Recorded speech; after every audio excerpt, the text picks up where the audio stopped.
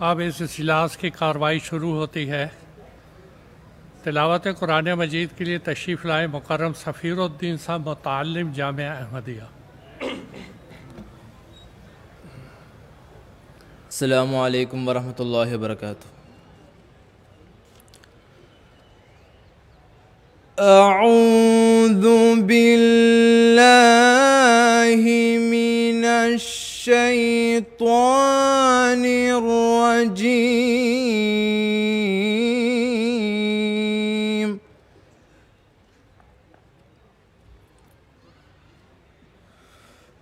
बिस्मिल्लाहिर रहमानिर रहीम।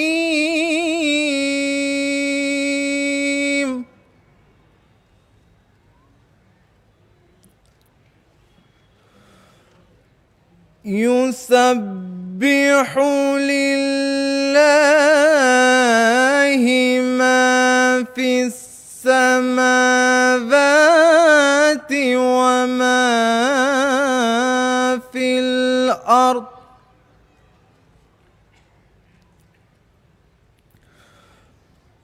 وما في الأرض الملك القدوس العزيز الحكيم.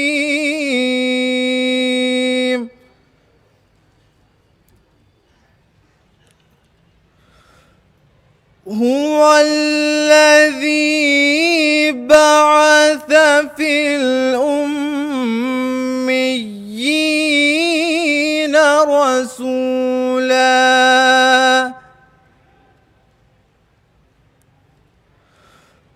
رسولا منهم يتلو عليهم آياته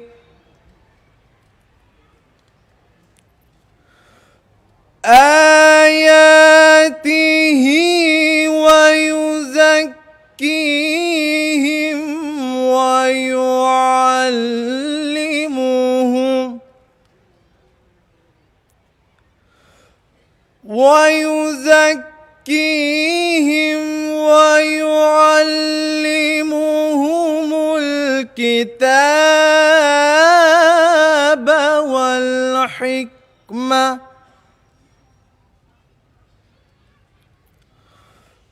وإن كانوا من قبل لفي ضلال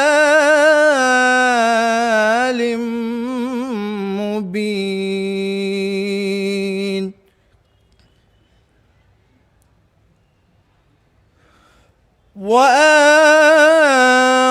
وآخرين منهم لما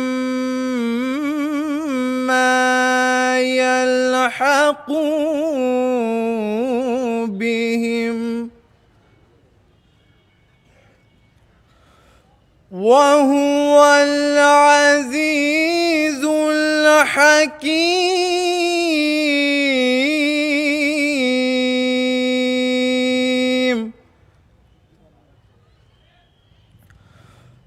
ذلك فضل الله يؤتيه من يشاء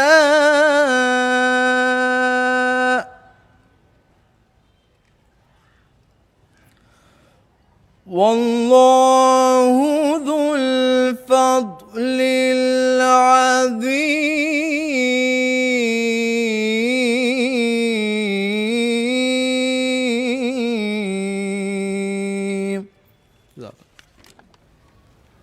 জাযাকুমুল্লাহ। এখন যে অনুবাদ উপস্থাপন করবেন হাফিজ আসলাম আহমদ সাহেব, নায়েব আফসার সালানা কাদিয়ান।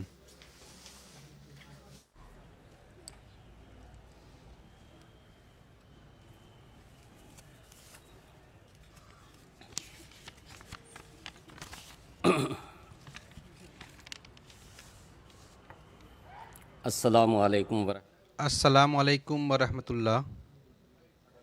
এখন সূরা আল জুমার 1 থেকে 5 পর্যন্ত আয়াতের তেলাওয়াত করা হয়েছে। এই আয়াতের অনুবাদ হযরত খলিফাতুল মসিহ সানি রাদিয়াল্লাহু আনহুর তফসির থেকে উপস্থাপন করা হচ্ছে। আমি আল্লাহর নামে, যিনি অযাচিত অসীম দাতা, পরম দয়াময়, শুরু করছি। আকাশসমূহে এবং পৃথিবীতে যা কিছু আছে সকলেই আল্লাহর তসবিহ করছে। সেই আল্লাহর, যিনি সর্বাধিপতি, অতীব পবিত্র, মহাপরাক্রমশালী আর পরম প্রজ্ঞাময়। তিনি খোদা। তিনি উম্মীদের মধ্যে তাদের মধ্য হতে এক রসূল আবির্ভূত করেছেন, যে তাদের নিকট তার আয়াতসমূহ আবৃত্তি করে, তাদেরকে পরিশুদ্ধ করে, তাদেরকে কিতাব ও হিকমত শিক্ষা দেয়, যদিও পূর্বে তারা প্রকাশ্য ভ্রান্তির মধ্যে ছিল। এবং তিনি তাকে আবির্ভূত করবেন তাদের মধ্য হতে অন্য লোকের মধ্যেও, যারা এখনো পর্যন্ত তাদের সঙ্গে মিলিত হয় নাই। তিনি মহাপরাক্রমশালী, পরম প্রজ্ঞাময়। এটি আল্লাহর ফজল। তিনি যাকে চান দান করেন এবং আল্লাহ পরম ফজলের অধিকারী। जज़ाकमुल्लाह। अब नज़म पढ़ने के लिए तशरीफ़ लाए मुकर्रम अब्दुल वासे मलकाना साहिब।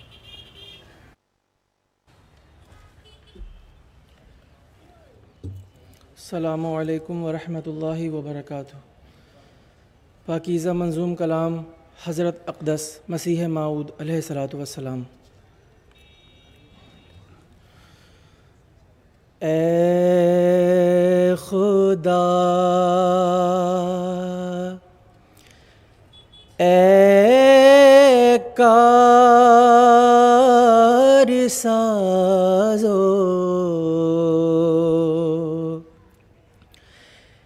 ऐब पोशो किरदिगार,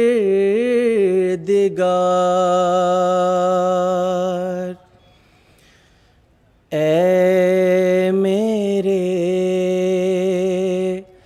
प्यारे, मेरे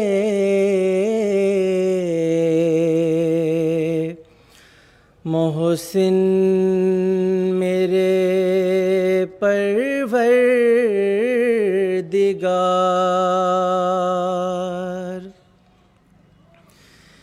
किस तरह तेरा करूं ऐ ज़ुल्मिनन,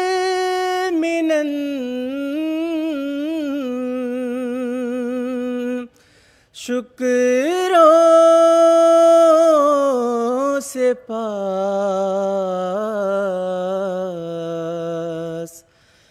वो ज़ुबान लाऊं कहाँ से, जिस से हो ये कारोबार।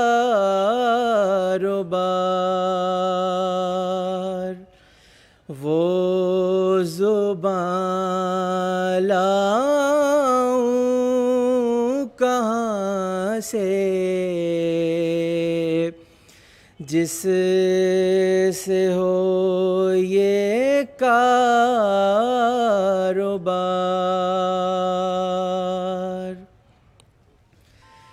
ये सरासर फज़्ल व एहसान है कि मैं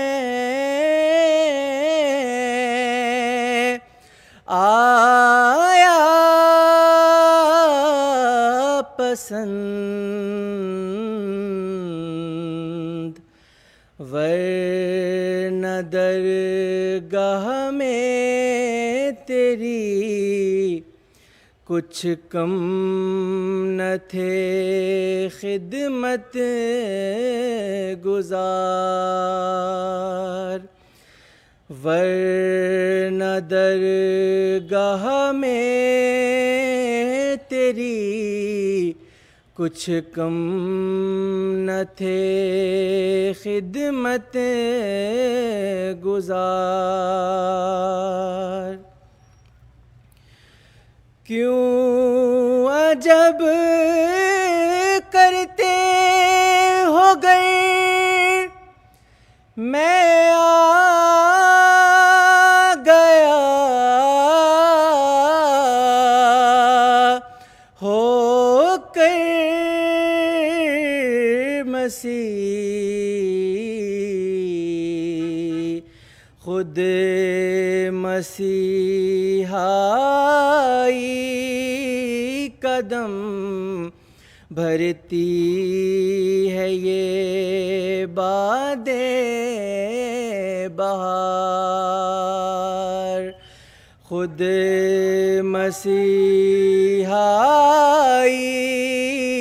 قدم بھرتی ہے یہ باد بہار۔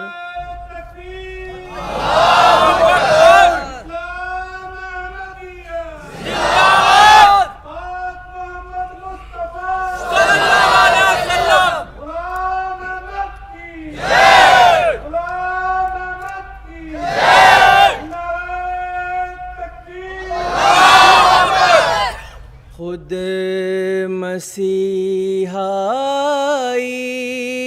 قدم بھرتی ہے یہ باد بہار،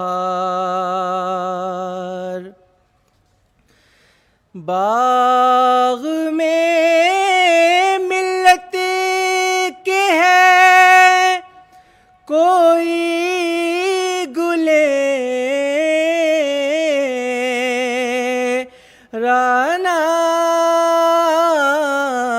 کھلا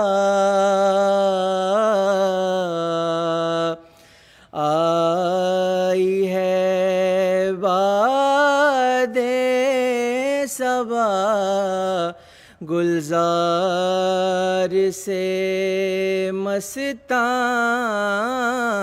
وار، آئی ہے باد صبا گلزار سے مستان وار۔ میں کبھی آدم کبھی موسیٰ کبھی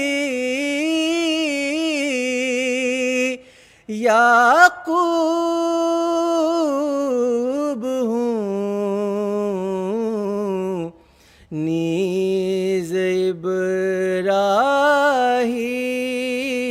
ہوں، نسل ہے میری بے شمار، نیز ابراہیم ہوں، نسل ہے میری بے شمار۔ یاد وہ دن جب کہ کہتے تھے یہ سب ارکان دین، مہدی موعود حق اب جلد ہوگا آشکار، مہدی موعود حق اب جلد ہوگا آشکار. پھر وہ دن جب آ گئے اور 14ویں آئی صدی، سب سے اول ہو گئے منکر یہی دین کے منار. سب سے اول ہو گئے منکر یہی دین کے منار. صدق سے میری طرف آؤ، اسی میں خیر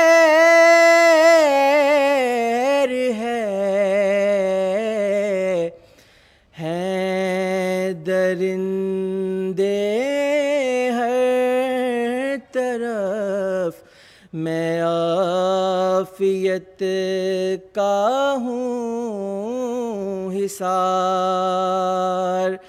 ہے درندے ہر طرف، میں عافیت کا ہوں حصار.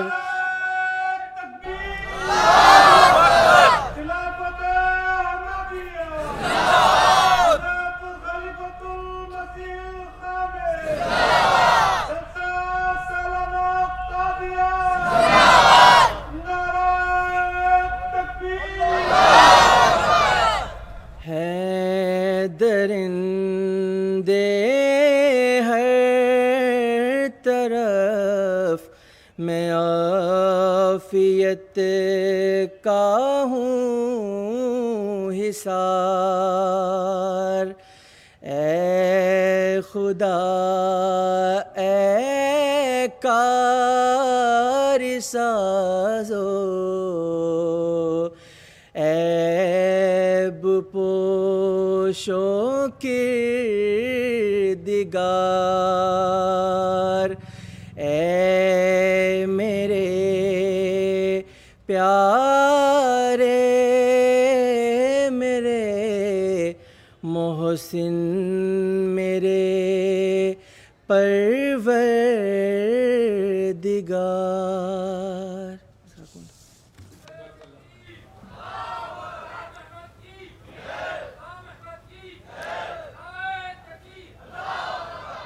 اب محترم حافظ মাননীয় হাফিজ মখদুম শরীফ সাহেব অ্যাডিশনাল নাজির আলা জুনুবিহীন বক্তৃতা পেশ করবেন। বক্তৃতার বিষয় হলো ঐশী প্রেমের আলোকে হযরত মুহাম্মদ সাল্লামের জীবনী।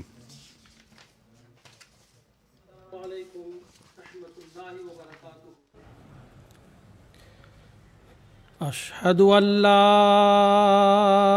إله إلا الله وحده لا شريك له وأشهد أن محمدًا عبده ورسوله أما بعد فأعوذ بالله من الشيطان الرجيم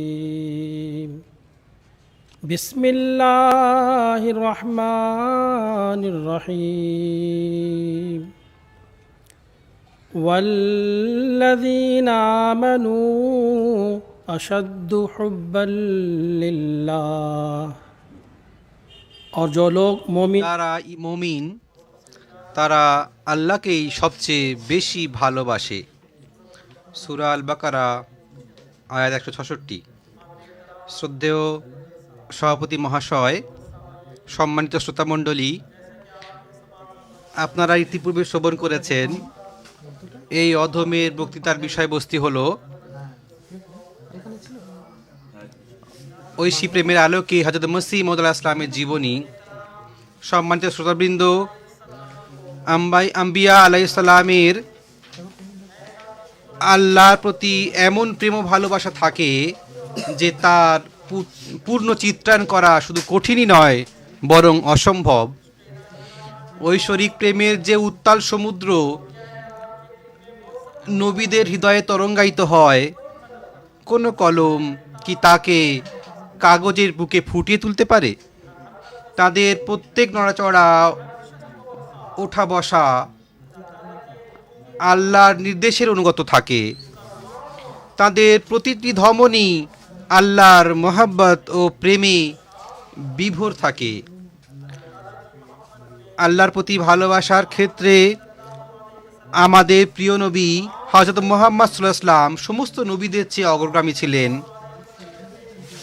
তার মন মস্তিষ্কে সর্বদা আল্লাহর প্রতাপ, তার অস্তিত্বের খেয়াল প্রবল থাকত। মহানবী সাল্লাল্লাহু আলাইহি ওয়াসাল্লাম ঐশ্বরিক প্রেমের এমন এক পূর্ণতায় পৌঁছেছিলেন যে আল্লাহ তাআলা পবিত্র কোরআনে তার কর্মকে নিজের কর্ম হিসেবে ঘোষণা করে বলেছেন,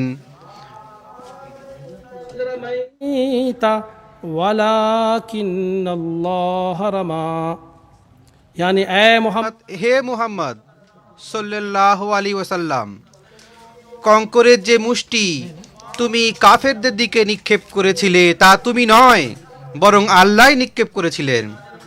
আল্লাহর এক বাণী হলো,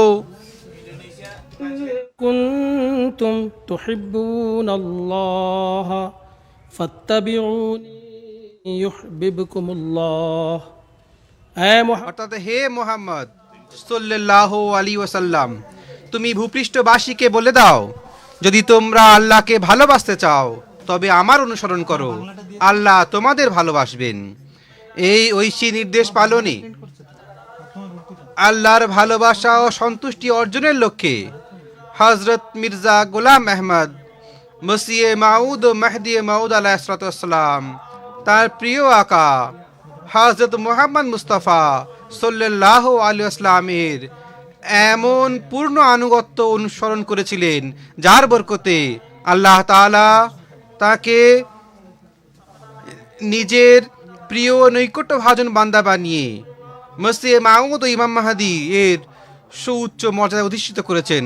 স্বয়ং আল্লাহ তাআলা তার প্রতি নিজ ভালোবাসার সাক্ষ্য দিয়ে হযরত মসিহ মাউদ সাল্লামকে ইলহামের মাধ্যমে জানিয়েছেন, বারাকাল্লাহু ফিকা মা রামাইতা ইয রামাইতা ওয়ালাকিন্নাল্লাহ রামা আনতা ওয়াজিহুন ফি হাদরাতি ইখতারতুকা লিনাফসি আনতা মুরাদি ওয়া মা'i হিব্বুল্লাহি খলিলুল্লাহি আসাদুল্লাহি আনতা মিন্নি বিমানজিলাতি লা ইয়ালামুহাল খালকু। হে আহমদ, খোদা তোমার মাঝে বরকত রেখেছেন। যা তুমি নিক্ষেপ করেছো তা তুমি করনি, বরং খোদা করেছেন। তুমি আমার দরবারে অনেক সম্মান ও মর্যাদার অধিকারী। আমি তোমাকে নিজের জন্য মনোনীত করেছি। তুমি আমার অভীষ্ট এবং আমার সঙ্গেই আছো। তুমি আল্লাহ স্নেহভাজন, আল্লাহর বন্ধু এবং আল্লাহর সিংহ। আল্লাহ বলেন, হে আহমদ, আমার দৃষ্টিতে তোমার সেই উচ্চ মর্যাদা রয়েছে যা জগৎবাসী জানে না। সৈয়দনা হযরত আকদাস মসিহ মাউদ আলাইহিসসালাম বলেন, খোদা দর্শনের দর্পণ হলাম আমি। যে ব্যক্তি আমার সান্নিধ্যে আসবে এবং আমাকে গ্রহণ করবে সে নতুন করে সেই খোদাকে দেখতে পাবে। নজরুল মসিহ। শ্রোতামণ্ডলী, হযরত মসিহ মাউদ আলাইহিস সালামের সবচেয়ে বড় কৃতিত্ব এটাই যে তিনি পৃথিবীকে জীবন্ত খোদার স্বরূপ প্রকাশ করেছেন এবং জীবন্ত খোদার সাথে পরিচয় করে দিয়েছেন। আল্লাহ তাআলা তাকে ইলহামের মাধ্যমে উপাধি ভূষিত করে বলেছেন, মাজারুল হাইয়ি ওয়া মাজারুল হক, চিরঞ্জীবের প্রকাশস্থল এবং সত্যের প্রকাশস্থল। সম্মানিত সুধীবৃন্দ, আজ ইসলামের সকল ফেরকা এবং সকল ধর্ম এমন এক খোদার কল্পনা করে বসে আছে যিনি শুনতে পারেন কিন্তু কথা বলতে পারেন না। তাদের মতে আল্লাহ ওহী ইলহামের মাধ্যমে নিজের জ্যোতি প্রকাশ করতে পারেন না, নিজের চেহারা দেখাতে পারেন না। এখন ওহী ইলহামের দরজা বন্ধ করে দেওয়া হয়েছে। না দেখে কেমন মন মজে রূপসীর মায়ায়, কল্পিত কোনো প্রতিমায় কি হৃদয় বাঁধা যায়। দেখা যদি নাহি মেলে তবে আলাপনি সই, প্রিয়তমে রূপ মাধুর্যের চিহ্নটুকুতেই রই। অতএব আজ যদি আল্লাহ সত্য ভালোবাসা ও নৈকট্য, আল্লাহর পূর্ণ তত্ত্বজ্ঞান লাভ করতে চায়, আল্লাহর সমর্থন, অলৌকিকতা, নবনব নিদর্শন এবং জীবন্ত খোদাকে প্রত্যক্ষ করতে চায়, তবে তা কেবল হযরত মসিহ মাউদ আলাইহিসসালামের সাথে যুক্ত হয়ে তার বয়াত গ্রহণ করে এবং সৃষ্টির সেরা হযরত মুহাম্মদ মুস্তাফা সাল্লাল্লাহু আলাইহি ওয়াসাল্লামের দাসত্বের মাধ্যমেই সম্ভব। যারে খুশি দেন আজও তিনি কলিমে সম্মান, প্রিয় বান্দার শনে আজও কথা কন দয়াময় রহমান। হযরত মুন্সি জাফর আহমদ সাহেব কাফুরথলবি রাদিয়াল্লাহু আনহু বর্ণনা করেন, কলকাতার এক নাস্তিক ম্যাজিস্ট্রেট কাদিয়ানে আসেন এবং হুজুর আলাইহিস সালামের কাছে উপস্থিত হয়ে নিবেদন করলেন, আমি খোদায় বিশ্বাস করি না এবং শোনা কথায় বিশ্বাস করি না, আপনি কি আমাকে খোদা দেখাতে পারবেন? হযরত মসিহ মাউদ আলাইহিস সালাম আল্লাহর অস্তিত্বের উপরে এমন প্রভাব বিস্তারী বক্তৃতা দিলেন যে শ্রোতাদের উপরে এক অপার্থিব অবস্থার সৃষ্টি হলো। সেই ম্যাজিস্ট্রেট তৎক্ষণাৎ এক্কা ডেকে তার উপর চড়ে বসেন।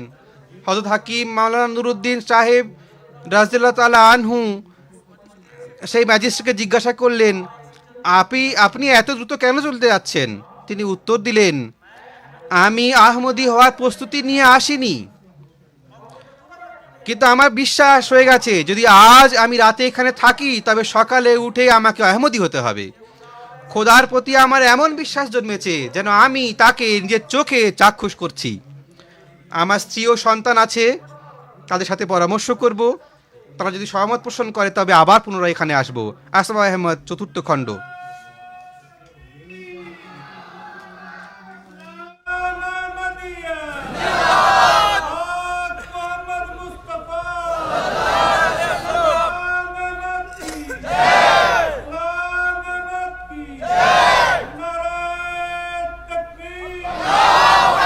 वो खाक में যে ধুলোয় মেশে সেই প্রিয়তমর দেখা পায়। হে পরীক্ষাকারী, এ দাওয়ায় তুমিও একবার পরখ করে দেখো।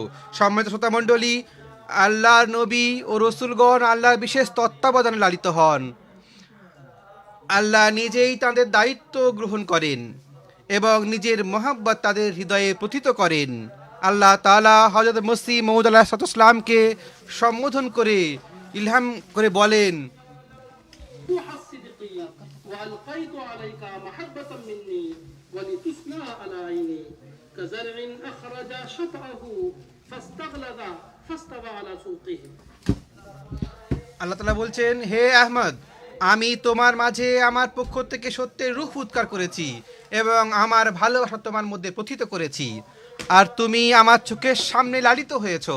তুমি সেই চারা বৃক্ষের ন্যায় যে নিজের অঙ্কুর বের করেছে, অতঃপর তা মোটা হয়েছে এবং নিজ কাণ্ডের ওপর দাঁড়িয়েছে। তাজকিরা। সৈয়দনা হযরত মসিহ মাউদ আলাইহিস সালাম বলেন, আল্লাহর কালাম যা আমার উপর অবতীর্ণ হয়েছে এবং হয়, সেগুলি আমার সেই আধ্যাত্মিক জননী যার মাধ্যমে আমার জন্ম হয়েছে। এটি আমাকে এমন এক অস্তিত্ব দান করেছে যা পূর্বে ছিল না। আমি একটি শিশুর ন্যায় তাঁর ক্রোড়ে লালিত হয়েছি এবং তিনি আমাকে প্রতিটি হোঁচট ও পতনের স্থান থেকে রক্ষা করেছেন। সেই কালাম যা একটি প্রদীপের ন্যায় আমার অগ্রে চলেছে যতক্ষণ না আমি আমার লক্ষ্যে উপনীত হই। নজরুল মসিহ। তিনি আরও বলেন, হে আমার খোদা, আমি তোমাকে জানি যে তুমিই আমার খোদা, তাই আমার আত্মা তোমার নামে এমন আনন্দিত হয় যেমন দুগ্ধপোষ্য শিশু মাকে দেখে আনন্দিত হয়। তাইকুল কুলুব। সূচনা হতে তব ছায়াতলে কেটেছে দিবস মোর, তবে ছিল ছিনু দুগ্ধ পাই সে শিশুর সমভোর। শ্রোতামণ্ডলী, হযরত মসিহ মাউদ আলাইহিস সালামের শৈশব, যৌবন ও বার্ধক্য, পুরো জীবনটাই আল্লাহর প্রেমে এবং আল্লাহর বিশেষ তত্ত্বাবধানে অতিবাহিত হয়েছে। বর্ণনায় পাওয়া যায় যে যখন তার বয়স খুব কম ছিল তখন তিনি তার খেলার সাথী মেয়েটিকে বলতেন, ওরে অভাগী, দোয়া কর যেন খোদা আমাকে নামাজ পড়ার নসিব দেন। এই বাক্যটি ছোট মনে হলেও এটি সেই ঐশ্বরিক প্রেমের তরঙ্গের পরিচয় দেয় যা শৈশব থেকেই তার অস্তিত্বে অবতীর্ণ হচ্ছিল। হযরত মুসা সালাম তার এই স্বভাবজাত প্রবণতার কথা বলতে গিয়ে এক স্থানে বলেছেন, إخواني وذكر الله مالي وخلق الله عيالي। শুরু থেকেই মসজিদই আমার আবাস, সৎকর্মশীলগণই আমার ভাই, আল্লাহর জিক্রি আমার সম্পদ, আর আল্লাহর সৃষ্টি আমার পরিবার। শ্রোতামণ্ডলী, হযরত মসিহ মউদ আলাইহিসসালামের অধিকাংশ সময় মসজিদেই কাটত, তাই লোকেরা তাকে মসজিদ অর্থাৎ মসজিদ প্রেমী বলতো। মুসা ইসলামের শৈশবের একটি ঘটনা, তিনি যখন মৌলভী গোলাম রসুল সাহেবের সাথে দেখা করতে যান, যিনি একজন মোজেজা প্রদর্শনকারী ওলিউল্লাহ ছিলেন, তখন সেই বুজুর্গ হুজুরকে দেখে তার গায়ে হাত বুলিয়ে বলেছিলেন, যদি এই যুগে কোনো নবী হতো তবে এই ছেলেটি নবুয়তের যোগ্য। তারিখে আহমদিয়া খণ্ড 1। সম্মানিত শ্রোতামণ্ডলী, এটি ছিল সেই নবুয়তের জ্যোতি যা শৈশব থেকেই তার জ্যোতির্ময় মুখমণ্ডল হতে বিচ্ছুরিত হতো। হযরত মুসা ইসলামের পিতার ইচ্ছা ছিল তিনি যেন কোনো জাগতিক চাকরি করেন যাতে তিনি স্বচ্ছলে জীবনযাপন করতে পারেন। সেই জন্য তিনি অনেক প্রচেষ্টাও করেছিলেন। যাই হোক, এমনই এক মুহূর্তে হুজুর আলাইহিস সালাম তার পিতাকে উত্তর দিয়ে বলেছিলেন, আমরা চাকরির চিন্তা করবেন না, যার চাকর হওয়ার ছিল আমি হয়ে গেছি, অর্থাৎ আমি খোদার চাকর হয়ে গেছি। হযরত আম্মা জান রাদিয়াল্লাহু আনহুর বর্ণনা অনুযায়ী হযরত মসিহ মউদ ইসলাম ঘরে প্রচুর পরিমাণে সুবহানাল্লাহি ওয়া বিহামদিহি সুবহানাল্লাহিল আযীম পাঠ করতেন। 5 ওয়াক্ত নামাজ ছাড়াও ইশরাক ও তাহাজ্জুদ নামাজ আদায় করতেন, দৈনিক আল ফজল। আর একটি বর্ণনায় পাওয়া যায়, শিয়ালকোটে অবস্থানকালে কাচারি হতে ফিরে এসে দরজা বন্ধ করে তিনি কোরআন পাঠ করতেন। আবার কখনো কখনো তিনি সেজদায় করতেন এবং দীর্ঘ সেজদায় তিনি এতটাই ক্রন্দন করতেন যে তার চোখের জলে সিজদা স্থান ভিজে যেত।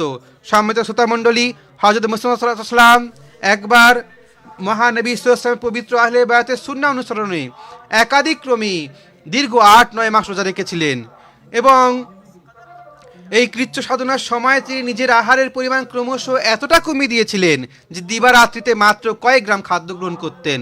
এই রোজার বরকতে তাঁর উপর খোদা প্রেম ও নৈকট্যের অগণিত বিস্ময়কর রহস্য সূক্ষ্ম আধ্যাত্মিক দর্শনের রঙে তাঁর নিকট উদ্ভাসিত হয়েছিল। তিনি বর্ণনা করেন, অতীতের কতিপয় নবী উম্মতের শীর্ষস্থানীয় ওলিদের সাথে আমার আধ্যাত্মিক সাক্ষাৎ হয়েছে।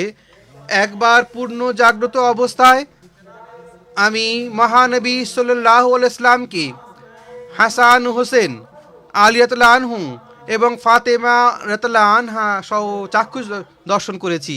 এটা কোনো স্বপ্ন ছিল না, বরং ছিল এটা জাগ্রত অবস্থারই এক প্রকার। এছাড়া আধ্যাত্মিক জ্যোতিষসমূহ রূপকভাবে সবুজ ও লাল রঙের স্তম্ভের ন্যায় এমন এক চিত্তাকর্ষক রূপে দৃষ্টিগোচর হতো যা বর্ণনা দেওয়া লেখনীর সাধ্যের অতীত। সেই নুরানি স্তম্ভগুলো সোজাসুজি আকাশের দিকে বিস্তৃত ছিল। আমার ধারণায় এই স্তম্ভগুলো খোদা ও বান্দার প্রেমের সংমিশ্রণে একটি রূপক অবয়বে প্রকাশিত হয়েছিল, অর্থাৎ একটি নূর যা আমার হৃদয় থেকে বিচ্ছুরিত হচ্ছিল এবং দ্বিতীয় সেই নূর যা উপর থেকে অবতীর্ণ হচ্ছিল। এই উভয়ের মিলনে এক স্তম্ভের আকৃতি তৈরি হয়েছিল। এগুলো এমন এক আধ্যাত্মিক বিষয় যা জগৎবাসী চিনতে পারে না, কারণ তা জাগতিক চক্ষু থেকে অনেক ঊর্ধ্বে। কিতাবুল বারিয়া। সুধীবৃন্দ, হুজুরের ঐশ্বরিক প্রেমের আরেকটি দিব্য দর্শন শুনুন।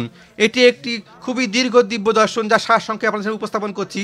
হযরত মসিহ মউদ আলাইহিস সালামের উচ্চ মর্যাদাশীল সাহাবী হযরত মুন্সি আব্দুল্লাহ সনরি সাহেব রাদিয়াল্লাহু আনহু বর্ণনা করেন, হযরত মসিহ মউদ আলাইহিসসালাম মসজিদ মুবারকে ফজর নামাজের শেষে মসজিদ মুবারকের পাশের কামরায় চার পায়ের উপরে যে সেখানে থাকতো তার উপরে বিশ্রাম নিচ্ছিলেন।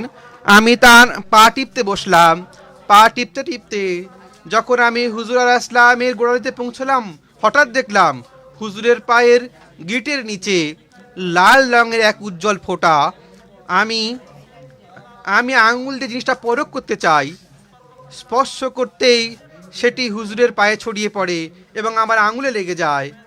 এরপর পা টিপতে টিপতে যখন আমি পাঁজরের কাছে পৌঁছালাম, সেখানে হুজুরের কামিজে আরও একটি বড় লাল ফোঁটা দেখতে পেলাম।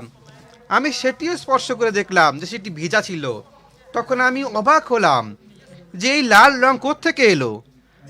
আমি ছাদের আশেপাশে অনেক খুঁজলাম, কিন্তু বাইরে থেকে তা পড়ার কোনো উৎস খুঁজে পেলাম না। কিছুক্ষণ পর হযরত মসিহ মউদ আলাইহিসসালাম জেগে উঠলেন। আমি জিজ্ঞাসার উত্তর তিনি বললেন, এই কক্ষে তুমি যখন আমার পা টিপছিলে তখন আমি স্বপ্নে দেখলাম এক অত্যন্ত প্রশস্ত পরিচ্ছন্ন গৃহ, সেখানে একটি পালঙ্ক বিছানো এবং তাতে একজন ব্যক্তি বিচারকের বেশে বসে আছেন। আমার হৃদয়ে উদয় হলো যে তিনি আহকামুল হাকিমিন তথা রব্বুল আলামিন। আর আমি নিজেকে এমন মনে করছিলাম যেন আমি সেই বিচারকের একজন প্রধান কেরানি। আমি তাকদীরের ফয়সালা সংক্রান্ত কিছু নির্দেশাবলী লিখেছি এবং তাতে স্বাক্ষর করানোর উদ্দেশ্যে তার কাছে নিয়ে গিয়েছি। আমি যখন কাছে গেলাম, তিনি অত্যন্ত মমতার সাথে আমাকে নিজের পাশে পালঙ্কে বসালেন। তখন আমার অবস্থা এমন হলো যেন এক সন্তান দীর্ঘ বছর পর তার পিতার সাথে মিলিত হয়েছে এবং প্রাকৃতিকভাবেই তার অন্তর আবেগে ভরে উঠেছে। এরপর আমি সেই নির্দেশাবলী স্বাক্ষরের জন্য পেশ করলাম। তিনি পাশে রাখা লাল কালির দোয়াতে কলম ডুবিয়ে আমার দিকে ছিটা দিয়ে তাতে স্বাক্ষর দিলেন। এরপর হুজুর আসলাম বললেন, এই সেই লাল কালি যা সেই কলম থেকে বের হয়েছে। অতঃপর তিনি বলেন, দেখো তো কোনো ফোঁটা তোমার উপরেও পড়েছে কিনা। মুন্সি আবদুল্লাহ সাহেব সানুরি রাদিয়াল্লাহু আনহু বলছেন, আমি আমার পোশাক পরীক্ষা করে বললাম যে হুজুর, আমার তো কোনো ছিটা পড়েনি। হুজুর আসলাম বললেন, তুমি নিজের টুপি দেখো। আমি টুপি খুলে দেখলাম তাতেও একটি ফোঁটা লেগে আছে। আমি অত্যন্ত আনন্দিত হলাম। হুজুর আসলামের নিকট নিবেদন করলাম, হুজুর এই পবিত্র কামিজটি আমাকে তাবারুক হিসেবে দিয়ে দিন। হুজুর আসলাম বললেন, এই কামিজটি আমি এই কারণে দিচ্ছি না যে আমার ও তোমার মৃত্যুর পর এটি নিয়ে শিরক ছড়াবে, মানুষের পূজা করবে কিংবা একে মাজার বানিয়ে ফেলবে।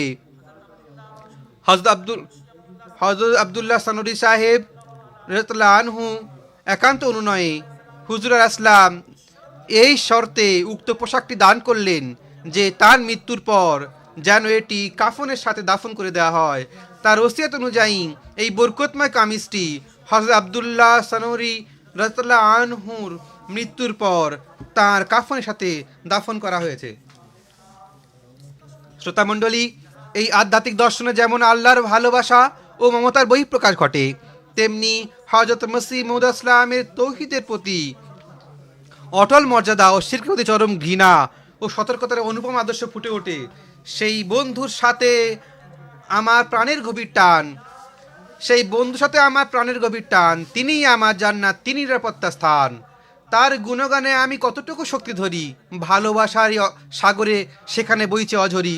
সম্মানিত শ্রোতামণ্ডলী, আমাদের প্রিয় নবী হযরত মুহাম্মদ মুস্তাফা সাল্লাল্লাহু আলাইহি ওয়াসাল্লাম একটি হাদিসে কুদসিতে বর্ণনা করে বলেন, আল্লাহ তাআলা ঘোষণা করেছেন, নফল ইবাদতের মাধ্যমে বান্দা আমার নিকটবর্তী হতে থাকে, এমনকি আমি তাকে আমার স্নেহাস্পদে পরিণত করি। যখন আমি তাকে প্রিয় বানিয়ে নিই তখন আমি তার কান হয়ে যাই, যা দিয়ে সে শোনে, তার চোখ হয়ে যায়, যা দিয়ে সে দেখে, তার হাত হয়ে যায়, যা দিয়ে সে ধরে, এবং তার পা হয়ে যায়, যা দিয়ে সে হাঁটে। শ্রোতাবৃন্দ, এই হাদিসে কুদসির জীবন্ত প্রতিফলন হিসাবে বাণী হজরত মসিহ মউদ আলাইহিস সালাম ইসলামের আল্লাহর মাঝে বিলীন হওয়া সম্পর্কে দিব্য দর্শন শুনুন।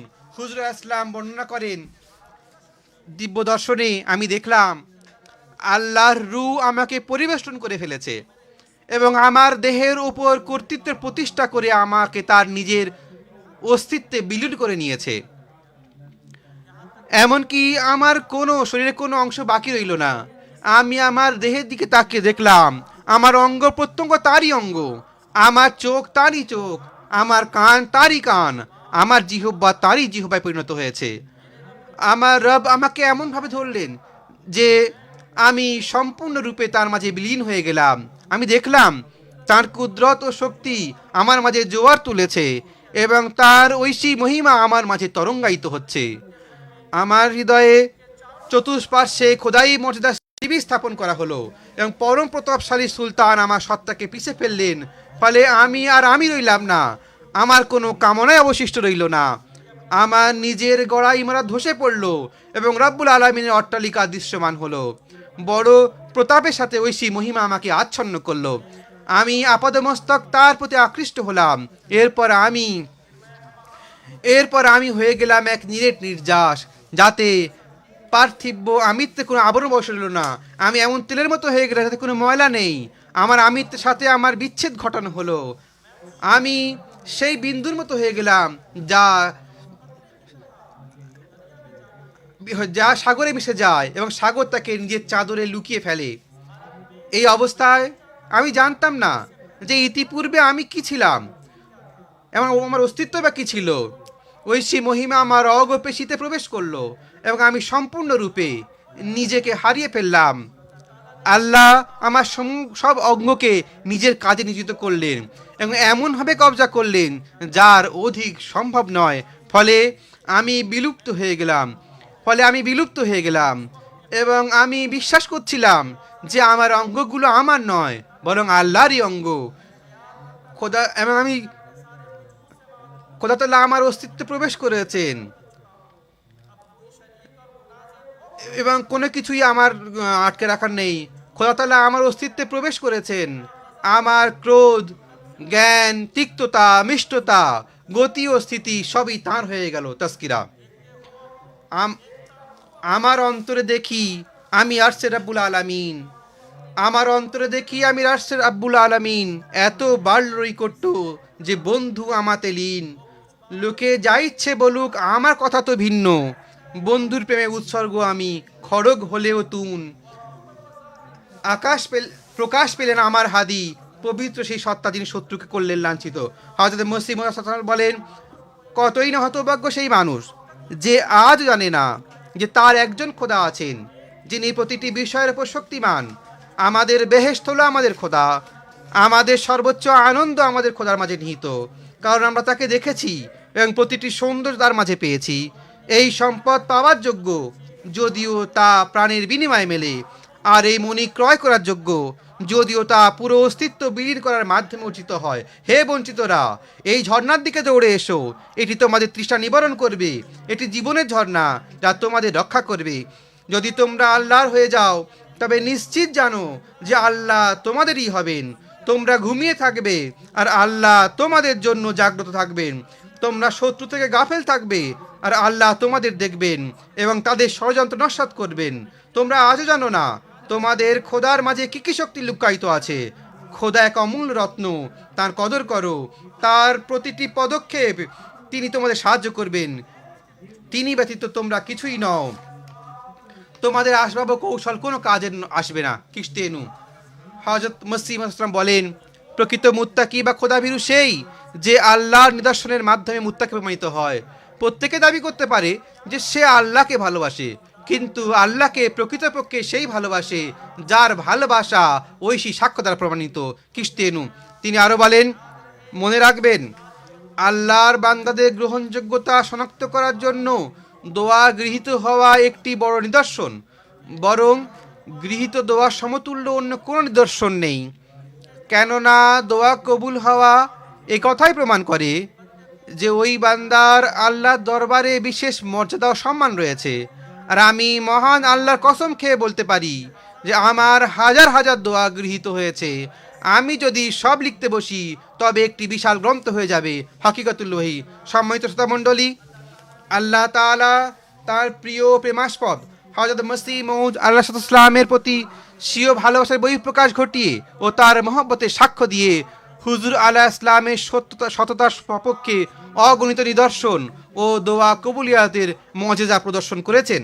হযরত মসিহ মউদ আলাইহিস সালাম বলেন, আমার সমর্থনে মহান খোদা এমন সব নিদর্শন প্রকাশ করেছেন যে আজ 16 জুলাই 1906 খ্রিস্টাব্দ পর্যন্ত আমি যদি সেগুলো পৃথক পৃথকভাবে গণনা করি তবে আল্লাহর কসম খেয়ে বলতে পারি যে তার সংখ্যা 3 লক্ষাধিক। আর যদি কেউ আমার এই শপথের উপর আস্থা না রাখে তবে আমি তাকে প্রমাণ দিতে সক্ষম।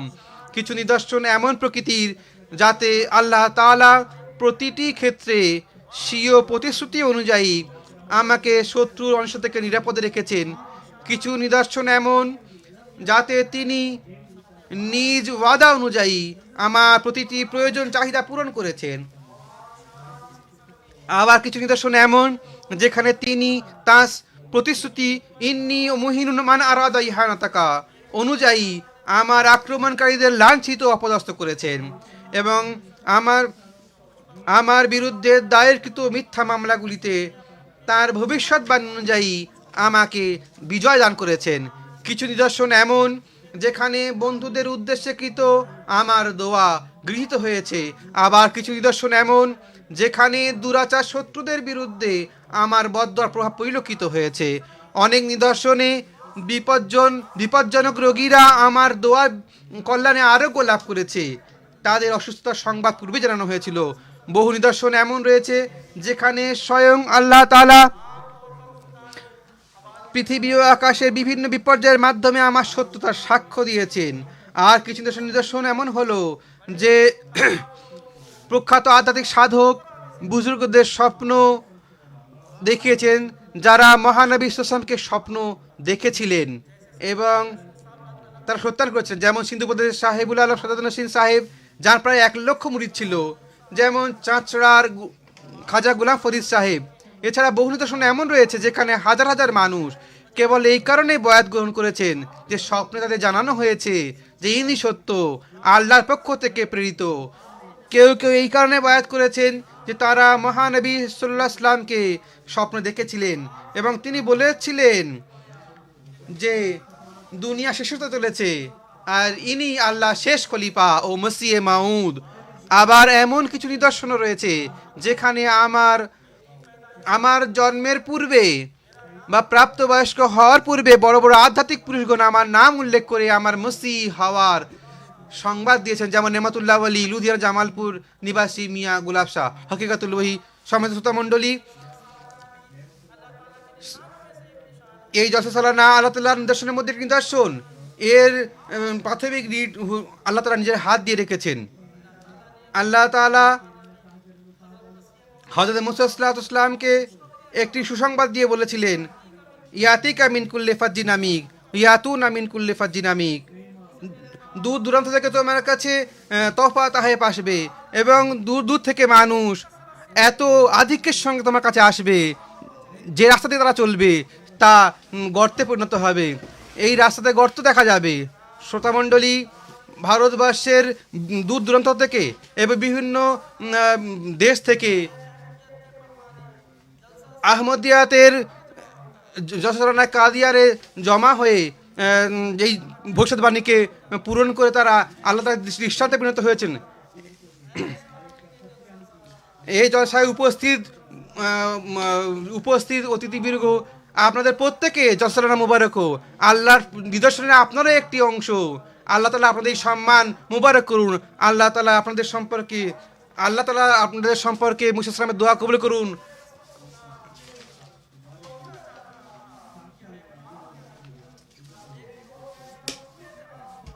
एक मर जाए खलास यही कादिया हुआ, ज़मीर कादिया मोहतरम है, हुजूम खल्क से अर्ज़ हरम है।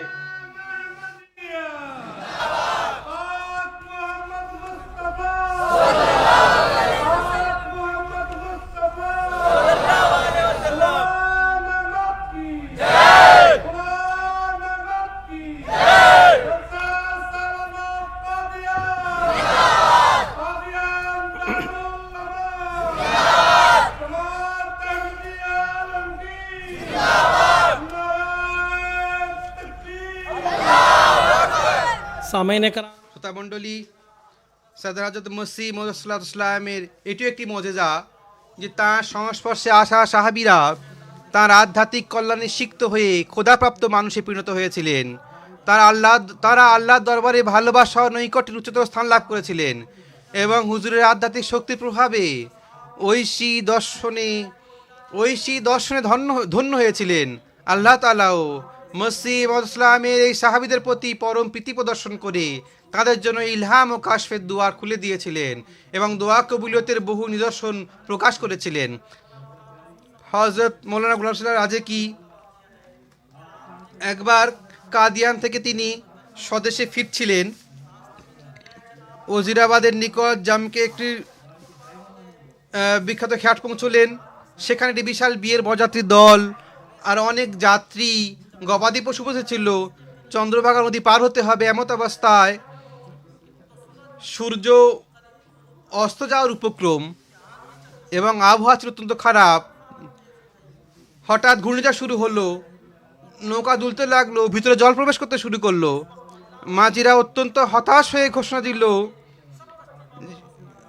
যে এই ঘূর্ণিঝড় এখন মারাত্মক রূপ নিয়েছে, আমরা এখন সম্পূর্ণ নিরুপায়, এই অসহায় অবস্থায় আমাদের কিছুই করার নেই, এখন প্রত্যেকের জীবন আল্লাহর হাতে। তখন প্রত্যেকেই ক্রন্দনরুল আকাশের বাতাসে দেখা লাগলো। এই বিভীষিকাময় পরিস্থিতির সৃষ্টি হলো। তখন সবাই নিশ্চিত হলো যে মৃত্যু আমাদের শিওরে। তখন মৌলানা গোলাম রসুল রাজেকি রাদিয়াল্লাহু আনহু বর্ণনা করছেন যে তখন আমার কাছে সৈয়দনা হযরত মসিহ মউদ ইসলামের পুস্তক ছিল যা আমি পবিত্র কাদিয়ান থেকে সঙ্গে করে নিয়ে আনছিলাম। তখন আমি দোয়ার জন্য হাত তুললাম। হুজুর আলাইহিস সালামের সেই পবিত্র পুস্তকগুলো হাতে নিয়ে আর্জ করলাম, হে আল্লাহ, তোমাদের প্রিয় পবিত্র মসির কল্যাণে এবং তোমার এই পবিত্র গ্রন্থগুলির ওসিলায় যা হুজুর মানুষের হিসাবের জন্য লিখেছেন, ঘূর্ণিঝড়কে দ্রুত থামিয়ে দাও। আল্লাহই ভালো জানেন, আর তিনি ব্যতীত সম্যক অবগত আর কে। আমি মাত্র একবার দুইবার এই দোয়ার বাক্যগুলো উচ্চারণ করেছি এবং কেবল হাত তুলে দোয়া শুরু করেছি, অমনি যে ঘূর্ণিঝড় মৃত্যুকে আহ্বান করছিল তা মুহূর্তের মধ্যে থেমে গেল। আমার তখন মনে হলো যে এই প্রলয়ঙ্কারী ঝড়ের আকস্মিক থেমে যাওয়া কেবল হযরত মসিহ পাক আলাইহিস সালামের আধ্যাত্মিক বরকত এবং এক অলৌকিক নিদর্শনের ফল। আল ফুরকান। শ্রোতা মণ্ডলী, আমি সৈয়দনা হযরত মসিহ ইসলামের পঞ্চম খলিফা হযরত মির্জা মাসরুর আহমদ খলিফাতুল মসিল খামির আল্লাহ তাআলা বেনাসিল আজিজ নিখিল বিশ্ব আহমদিয়া জামাতের ইমাম, তার মাধ্যমে মহান আল্লাহ স্বীয় কুদরত প্রদর্শন করছেন এবং স্বীয় জ্যোতির বিকাশ ঘটাচ্ছেন। আল্লাহ তাআলা প্রতিশ্রুতি অনুযায়ী ইন্নী মাকা ইয়া মাসরুর, হে মসরুর, নিশ্চয় আমি তোমার সাথে আছি, সার্বক্ষণিক সাহায্য বিজয়ের দৃশ্য দেখাচ্ছেন এবং প্রিয় ইমামের সপক্ষে দোয়া কবুলের জীবন্ত নিদর্শন প্রকাশ করছেন। হুজুর আনোয়ারের দোয়া কবুল হওয়ার একটি চাক্ষুষ অবশ্যরীয় ঘটনা আমি আপনার সামনে উপস্থাপন করছি। 4 মে 2008 সাল, দিনটা ছিল বৃহস্পতিবার। হুজুর আনোয়ার আইদাল্লাহ বেনাসিল আজিজ তাঁর সুদূর প্রাচ্য সফরের অংশ হিসাবে ফিজির নান্দিতে অবস্থান করছিলেন। রাত তখন আনুমানিক 2:30। রাবোয়া, লন্ডন এবং বিশ্বের বিভিন্ন প্রান্ত থেকে ফোনে সংবাদ আসতে শুরু করলো যে টেলিভিশনের খবর অনুযায়ী ফিজির পার্শ্ববর্তী দ্বীপপুঞ্জ টোঙ্গোতে প্রলয়ঙ্কারী সুনামির আঘাত এনেছে। এই জলোচ্ছ্বাসের তীব্রতা ইন্দোনেশিয়ার সেই ভয়াবহ সুনামির চেয়ে বেশি ছিল যা লক্ষ লক্ষ মানুষকে গ্রাস করেছিল এবং বিশ্বের অনেক দেশে ধ্বংসযজ্ঞ চালিয়েছিল। টিভি চালু করতেই দেখা গেল যে এই খবর আসছিল সুনামি ক্রমাগত আরও শক্তিশালী হচ্ছে এবং সকালের মধ্যেই ফিজির নান্দি এলাকা সম্পূর্ণ তলিয়ে দেবে। ভোর 4:30 সময় যখন হুজুর আনোয়ার আল্লাহ তাআলা বেনাসিল আজিজ ফজর নামাজের জন্য শুভাগমন করলেন, তখন হুজুরের খেদমতে এই ঝড়ের রিপোর্ট পেশ করা হলো এবং বিশ্বজুড়ে শুভাকাঙ্ক্ষীদের উদ্বিগ্ন ফোন কলের বিষয়ে আশ্চর্যতা জানানো হলো। হুজুর আনোয়ার ফজর নামাজ পড়ালেন এবং দীর্ঘ সময় সেজদাবনত হয়ে আল্লাহর দরবারে অত্যন্ত আকুলভাবে দোয়া করলেন। নামাজ শেষ করে মসজিদ খলিফা জামাতের উদ্দেশ্যে সদস্যদের উদ্দেশ্য করে অভয় দিয়ে বললেন, চিন্তা করবেন না, আল্লাহ তাআলা অনুগ্রহ করবেন, কিছুই হবে না। এরপর হুজুর আনোয়ার আয়াদুল্লাহ তাআলা বেনাসিল আজিজ তিনি নিজ বাসস্থানে ফিরে যান। আমরা যখন পুনরায় টিভি অন করলাম তখন আশ্চর্যজনকভাবে সংবাদ আসতে শুরু করলো যে সুনামির প্রকোপ কমতে শুরু করেছে এবং ধীরে ধীরে এর তীব্রতা মিলিয়ে যাচ্ছে। এর ঘন্টা দুয়েকের পর খবর এলো যে সেই প্রলয়ঙ্করী ঝড়ের অস্তিত্বই বিলীন হয়ে গেছে। সারা বিশ্ব এক বিস্ময়কর দৃশ্য দেখলো যে সেই সুনামি আর কয়েক ঘন্টার মধ্যে লক্ষ লক্ষ মানুষকে ডুবিয়ে পুরো এলাকাকে মানচিত্র থেকে মুছে দিত। যুগ খলিফার দোয়ার বরকতে মাত্র কয়েক ঘন্টার মধ্যে খোঁজ সেই সুনামিরই নাম নিশানা মুছে গেল। সেই দিন ফিজির সংবাদপত্রে এই শিরোনাম হয়েছিল যে সুনামি টলে যাওয়া কোনো অলৌকিক ঘটনার চেয়ে কম কিছু নয়। আর এই অলৌকিক ঘটনা সংগঠিত হয়েছিল খলিফাতুল মসির দোয়ার মাধ্যমে। সুতরাং আজ যেখানে জামাতে আহমদিয়ার উন্নতি খেলাফতে আহমদের সাথে সম্পৃক্ত, সেখানে বিশ্বে টিকে থাকাও খেলাফতে আহমদের হাতে গ্রথিত করা হয়েছে।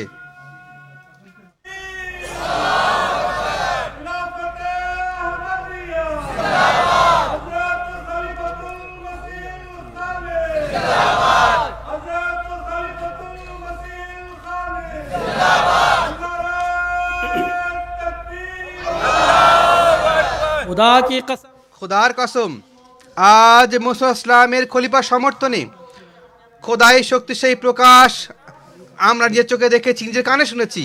খলিফাতুল মসির হাতকে শক্তিশালী করার জন্য ঐশী হাত কিভাবে কাজ করছে তা সারা বিশ্ব দেখছে। বিশ্বের বড় বড় দরবার ও সংসদগুলো আজও সাক্ষ্য দিচ্ছে যে এই পবিত্র সত্তার পিছনে মহান আল্লাহর হাত রয়েছে এবং তিনি কতলার পক্ষ থেকে সাহায্যপ্রাপ্ত এক পবিত্র সত্তা। সুতরাং আজ আমরা কতই না ভাগ্যবান যে আমাদের প্রিয় ইমাম হযরত আমিরুল মুমিনিন আয়াতুল্লাহ বিন নাসির আজিজ এর মহান নেতৃত্বে জামাতের উন্নতি ও বিজয়ের দৃশ্য আমরা প্রতিদিন সচক্ষে অবলোকন করছি।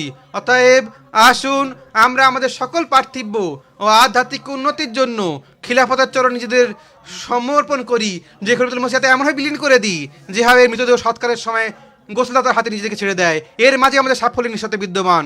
আল্লাহ তাআলা আমাদের সবাইকে তৌফিক দান করুন। হযরত খলিফাতুল মসিহ খামেয়াতুল্লাহ বিন নাসির আজিজ জামাতের সদস্যদের দোয়ার প্রতি গুরুত্ব আরোপ করে বলেন, মনে রাখবেন তিনি সত্য প্রতিশ্রুত দানকারী খোদা।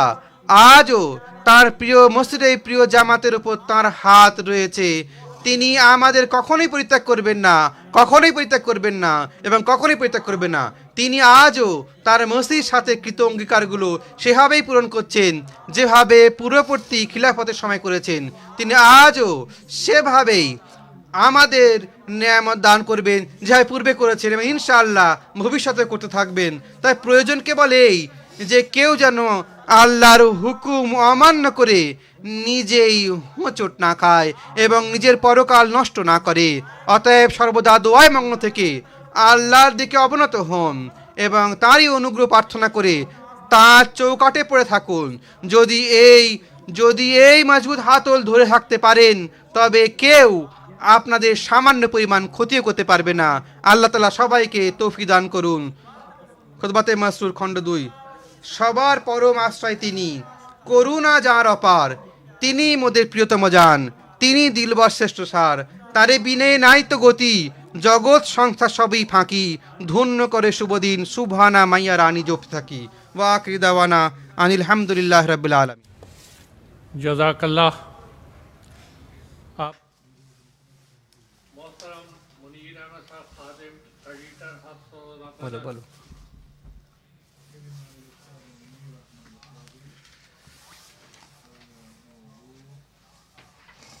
এখন আপনাদের সামনে বক্তব্য लाइए।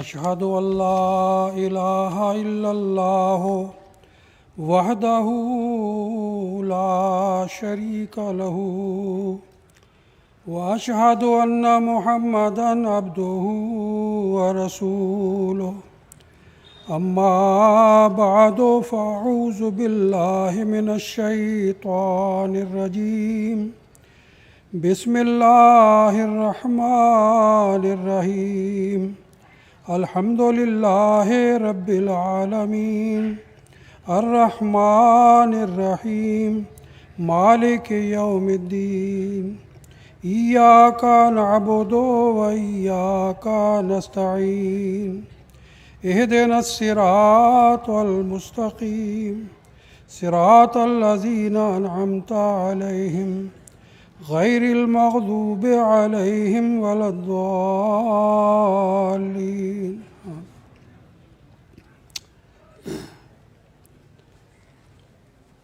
अभी এখন শুরুতে আমি যে আয়াতগুলি অনুবাদ তেলাওয়াত করেছি, কোরআন মজিদের যে আয়াতগুলির আমি তেলাওয়াত করেছি, আমি নোট করেছিলাম এগুলো। এখন আমি এগুলি অনুবাদ আপনাদের সামনে তুলে ধরব। আয়াতের অনুবাদ হলো, আল্লাহর নামে যিনি বারবার কৃপাকারী এবং শতপ্রবৃত্ত দাতা।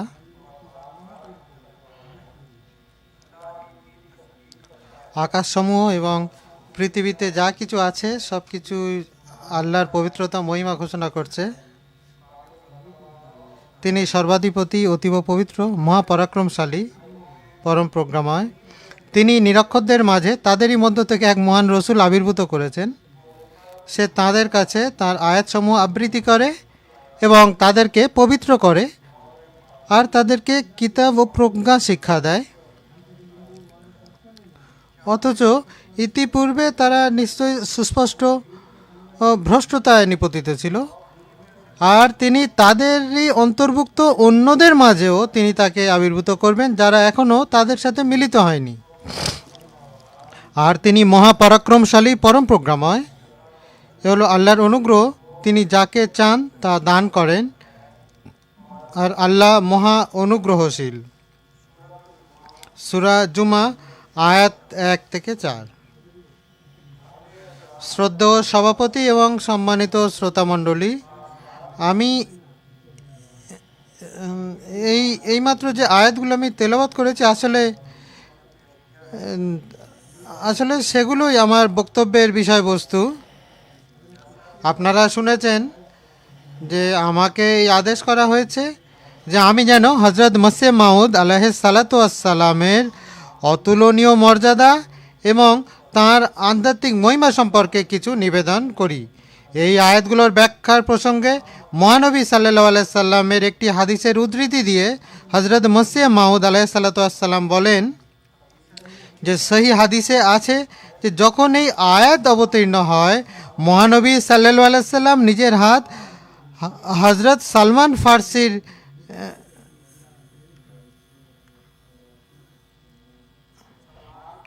সালমান ফার্সির কাঁধে রাখলেন এবং বললেন, লাউ কানাল ইমানু মুআল্লিকান বিসুরাইয়া লানা লাহু রাজুলুন মিন ফারিস। বুখারী শরীফের এটি হাদিস। তিনি বলেন, মুহাম্মদ আলাইহিস সালাম বলছেন যে এই হাদিসটি বলে মুহাম্মদ আলাইহিস সালাম বলছেন, তিনি বলছেন যে এই ভবিষ্যৎবাণীটি ছিল আমার সম্পর্কে, অর্থাৎ হজরত মুহাম্মদ আলাইহিস সালাম সম্পর্কে। যেমন আল্লাহ তাআলা বারাইনে আহমদিয়া গ্রন্থে এই ভবিষ্যৎবাণী সত্যায়ন করেছেন, সেই বাণীটি ঐশী প্রত্যাদেশ রূপে আমার উপরও অবতীর্ণ হয়েছে। অর্থাৎ লাউ কানাল ইমানু মুআল্লিকান বিসুরাইয়া লানা লাহু রাজুলুন মিন ফারিস, এই হজরত মুহাম্মদ আলাইহিস সালামের সম্পর্কে ওই রূপে মুহাম্মদের উপরেও নাজিল হয়েছিল। তিনি বলছেন যে এই ঐশী বাণীটি প্রত্যাদেশ রূপে আমার উপর অবতীর্ণ হয়েছিল, আর এই ঐশী প্রত্যাদেশের ভিত্তিতে আমার পূর্বে এর কোনো সুনির্দিষ্ট প্রতিপাদ্য ছিল না, কিন্তু আল্লাহর প্রত্যাদেশ আমাকেই সুনির্দিষ্টভাবে প্রতিপাদ্য হিসাবে নির্ধারণ করে দিয়েছেন। সকল প্রশংসা কেবল আল্লাহর জন্য। হাকিকাতুল ওহী, পৃষ্ঠা 31, টিকা। তিনি আলাইহিস সালাম আরও বলছেন যে রাজুলুন ফারেস ও মসিহ মাউদ আসলে একই ব্যক্তির দ্বৈত নাম, যেমন পবিত্র কোরআনে এই দিকে ইঙ্গিত করা হয়েছে। সেই আয়াতটি হলো ও আখারিনা মিনহুম লাম্মা ইয়ালাকু বিহিম, অর্থাৎ তাদের সাহাবীদের মধ্যে আরও এক দল আছে যারা এখনও তাদের সাথে মিলিত হয়নি। এর অর্থ হলো, এটা তো প্রকাশ্য যে সাহাবী তাদেরই বলা হয় যারা নবীর জীবদ্দশায় উপস্থিত থাকে এবং ঈমান নিয়ে সেই নবীর সান্নিধ্যে তারা ধন্য হয় এবং তাঁর সাহচর্য থেকে শিক্ষা ও প্রশিক্ষণত তালিম তরবিয়ত লাভ করে। সুতরাং এই আয়াত থেকে এটি প্রতীয়মান হয় যে আগত জাতির মধ্যেও একজন নবী থাকবেন, তিনি হজরত মুহাম্মদ সাল্লাল্লাহু সাল্লামের প্রতিচ্ছবি হবেন। এই কারণে তার সাথীরাও মহানবী সাহাবী বলে গণ্য হবেন। আর যেভাবে সাহাবীগণ তাঁদের নিজস্ব ধারায় আল্লাহ তাআলার পথে ধর্মীয় সেবা প্রদান করেছেন, নিশ্চিতভাবে এই লোকেরাও তাদের নিজস্ব ধারায় সেই সেবা প্রদান করবেন। মোট কথা, এই আয়াতটি সেই যুগে একজন নবীর আবির্ভাবের বিষয়ে একটি ভবিষ্যৎবাণী। নয়তো এমন লোকেদের নাম আসহাবে রসুল রাখার কোনো কারণ থাকতে পারে না যারা মহানবীর পরে জন্মগ্রহণ করবেন, যারা তাকে দেখেননি।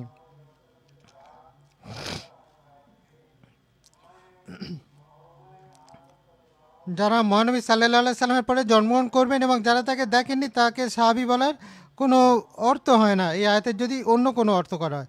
উপরোক্ত আয়াতে এটি বলা হয়নি যে আখারিনা মিনাল উম্মাতে, অর্থাৎ উম্মতের মধ্য থেকে অন্যরাও, বরং এটি বলা হয়েছে আখারিনা মিনহুম, অর্থাৎ তাদের মধ্য থেকে আরও একদল। আর কথা সবাই জানে যে তাদের মধ্য থেকে এই শব্দাংশটি সর্বনাম সাহাবীগণের দিকে নির্দেশ করে। অতএব সেই দলটি এই আয়াতের অন্তর্ভুক্ত হতে পারে যাদের মধ্যে এমন এক রসুল বিদ্যমান থাকবেন যিনি মহানবী সাল্লাল্লাহু সাল্লামের প্রতিচ্ছবি স্বরূপ। তাতিমা হাকিকাতুল ওহী। শ্রোতামণ্ডলী, যেমনটি হজরত আকদাস মসিহ মাউদ আলাইহিসসালাম পবিত্র কোরআনের এই আয়াত ওয়া আখারিনা মিনহুম লাম্মা ইয়ালহাকু বিহিম এর ব্যাখ্যায় সেই বুখারীর উদ্ধৃতি দিয়ে বলেছেন যে তিনি অর্থাৎ আগমনকারী মসিহ মাউদ হলেন মহানবী সাল্লাল্লাহু সাল্লামের পূর্ণ প্রতিচ্ছবি এবং প্রতিরূপ নবী। কেবল হজরত মসিহ মাউদ সাল্লাম নিজেই এটি বলেননি, বরং উম্মতের পূর্ববর্তী বুজুর্গগণও প্রতিশ্রুত মসিহের অতুলনীয় মর্যাদা ও গৌরব সম্পর্কে এমন ভবিষ্যৎবাণী নিজেদের গ্রন্থগুলিতে তারা বর্ণনা করে গেছেন। যেমন হজরত শাহ ওলিউল্লাহ মুহাদ্দিস দেহলভী বলেন, আজামুল আম্বিয়া উ শানা মিনলাহু মাল্লাহু নোয়ে আখিরু মিনাল বাসে আইজান ওয়াজালিকা আন ইয়াকুনু মুরাদুল্লাহ তাআলা ফিহি আন ইয়াকুনা সাবাবাল খুরুজিন নাসে মিনাজ জুলুমাতে ইলা নূর ওয়া আন ইয়াকুনা কাওমুহু খায়রু উম্মাতিন উখরিজাত লিন্নাসে ফায়াকুনু বাসাহু ইয়াতানাওয়ালু বাসা উখর। হুজ্জাতুল্লাহিল বালিগা, প্রথম খণ্ড, হাকিকাতুন নবুয়া অধ্যায়, মিশর থেকে প্রকাশিত গ্রন্থ, পৃষ্ঠা 83। এই উদ্ধৃতিটির অনুবাদ হলো, এই উদ্ধৃতির হযরত শাহ ওলিউল্লাহর এই যে উদ্ধৃতি এখন শোনালাম এর অনুবাদ হলো, অর্থাৎ মর্যাদার দিক থেকে সর্বশ্রেষ্ঠ মহান নবী হলেন তিনি যার আর এক ধরনেরও আবির্ভাব নির্ধারিত রয়েছে। আর এই দ্বিতীয় আবির্ভাব দ্বারা আল্লাহ তাআলার উদ্দেশ্য হলো তিনি সেই নবী হবেন যিনি সকল মানুষকে অন্ধকার থেকে আলোর দিকে নিয়ে আসার কারণ সাব্যস্ত হবেন। এর ফলে তার উম্মত সকল উম্মতের মধ্যে শ্রেষ্ঠ হবে। অর্থাৎ সুতরাং এই নবীর প্রথম আবির্ভাবটি দ্বিতীয় আবির্ভাবকেও সুদৃঢ়ভাবে ধরে রাখবে। হযরত শাহ ওলিউল্লাহ মুহাদ্দিস দেহলভী আগমনকারী প্রতিশ্রুত মসিহ ও ইমাম মাহদীর গৌরব ও তাঁর অতুলনীয় মর্যাদা সম্পর্কে আলোচনা করতে গিয়ে তার গ্রন্থ আল খায়রুল কাসিরে বলছেন, হাক্কুল্লাহু আন ইয়ানাকিসা ফিহি আনোয়ারু সাইয়্যিদিল মুরসালিন সাল্লাল্লাহু আলাইহি ওয়াসাল্লাম ওয়া ইয়াজামুল আম্মাতু আন্নাহু ইজা আনজালা মিন ইলাল আরজে কানা ওয়াহিদাম মিনাল উম্মাতে কাল্লাবাল হুয়া শারহু লিল ইসমিল জামিল মুহাম্মাদি ওয়া নুসখাতু মুনতাসিখাতুন মিনহু ফাশাত্তানা বাইনাহু ওয়া বাইনা আহদি মিনাল উম্মাতে। আল খায়রুল কাসির, পৃষ্ঠা 72, বিজনৌর থেকে প্রকাশিত। অর্থাৎ উম্মাতে মুহাম্মাদিয়ার মধ্যে আগমনকারী ইমাম মাহদী ও প্রতিশ্রুত মসিহের এটি বৈশিষ্ট্য হবে যে তার মধ্যে সৈয়দুল মুরসালিন মোহাম্মদ মুস্তফা সাল্লাল্লাহু আলাইহি সাল্লামের সমুদয় জ্যোতিসমূহের প্রতিফলন ঘটবে। সাধারণ মানুষ এমন ধারণা করে যে তিনি যখন আসবেন তখন শুধুমাত্র তিনি একজন উম্মতি নবী হবেন। এটা কখনোই না। তিনি তো মোহাম্মদ সাল্লাল্লাহু আলাইহি সাল্লাম নামের ব্যাপক অর্থের সম্পূর্ণ ব্যাখ্যা স্বরূপ হবেন আর তার হুবহু প্রতিরূপ স্বরূপ হবেন। সুতরাং খলিফাতুল মসিহ রাবেও এই অর্থ করেছেন। তিনি বলছেন যে একজন হুবহু প্রতিরূপ হবেন, খলিফাতুল মসিহ রাবে বলছেন ট্রু কপি হবেন। সুতরাং তাঁর এবং একজন সাধারণ উম্মতির মাঝে বিরাট এক পার্থক্য বিদ্যমান থাকবে।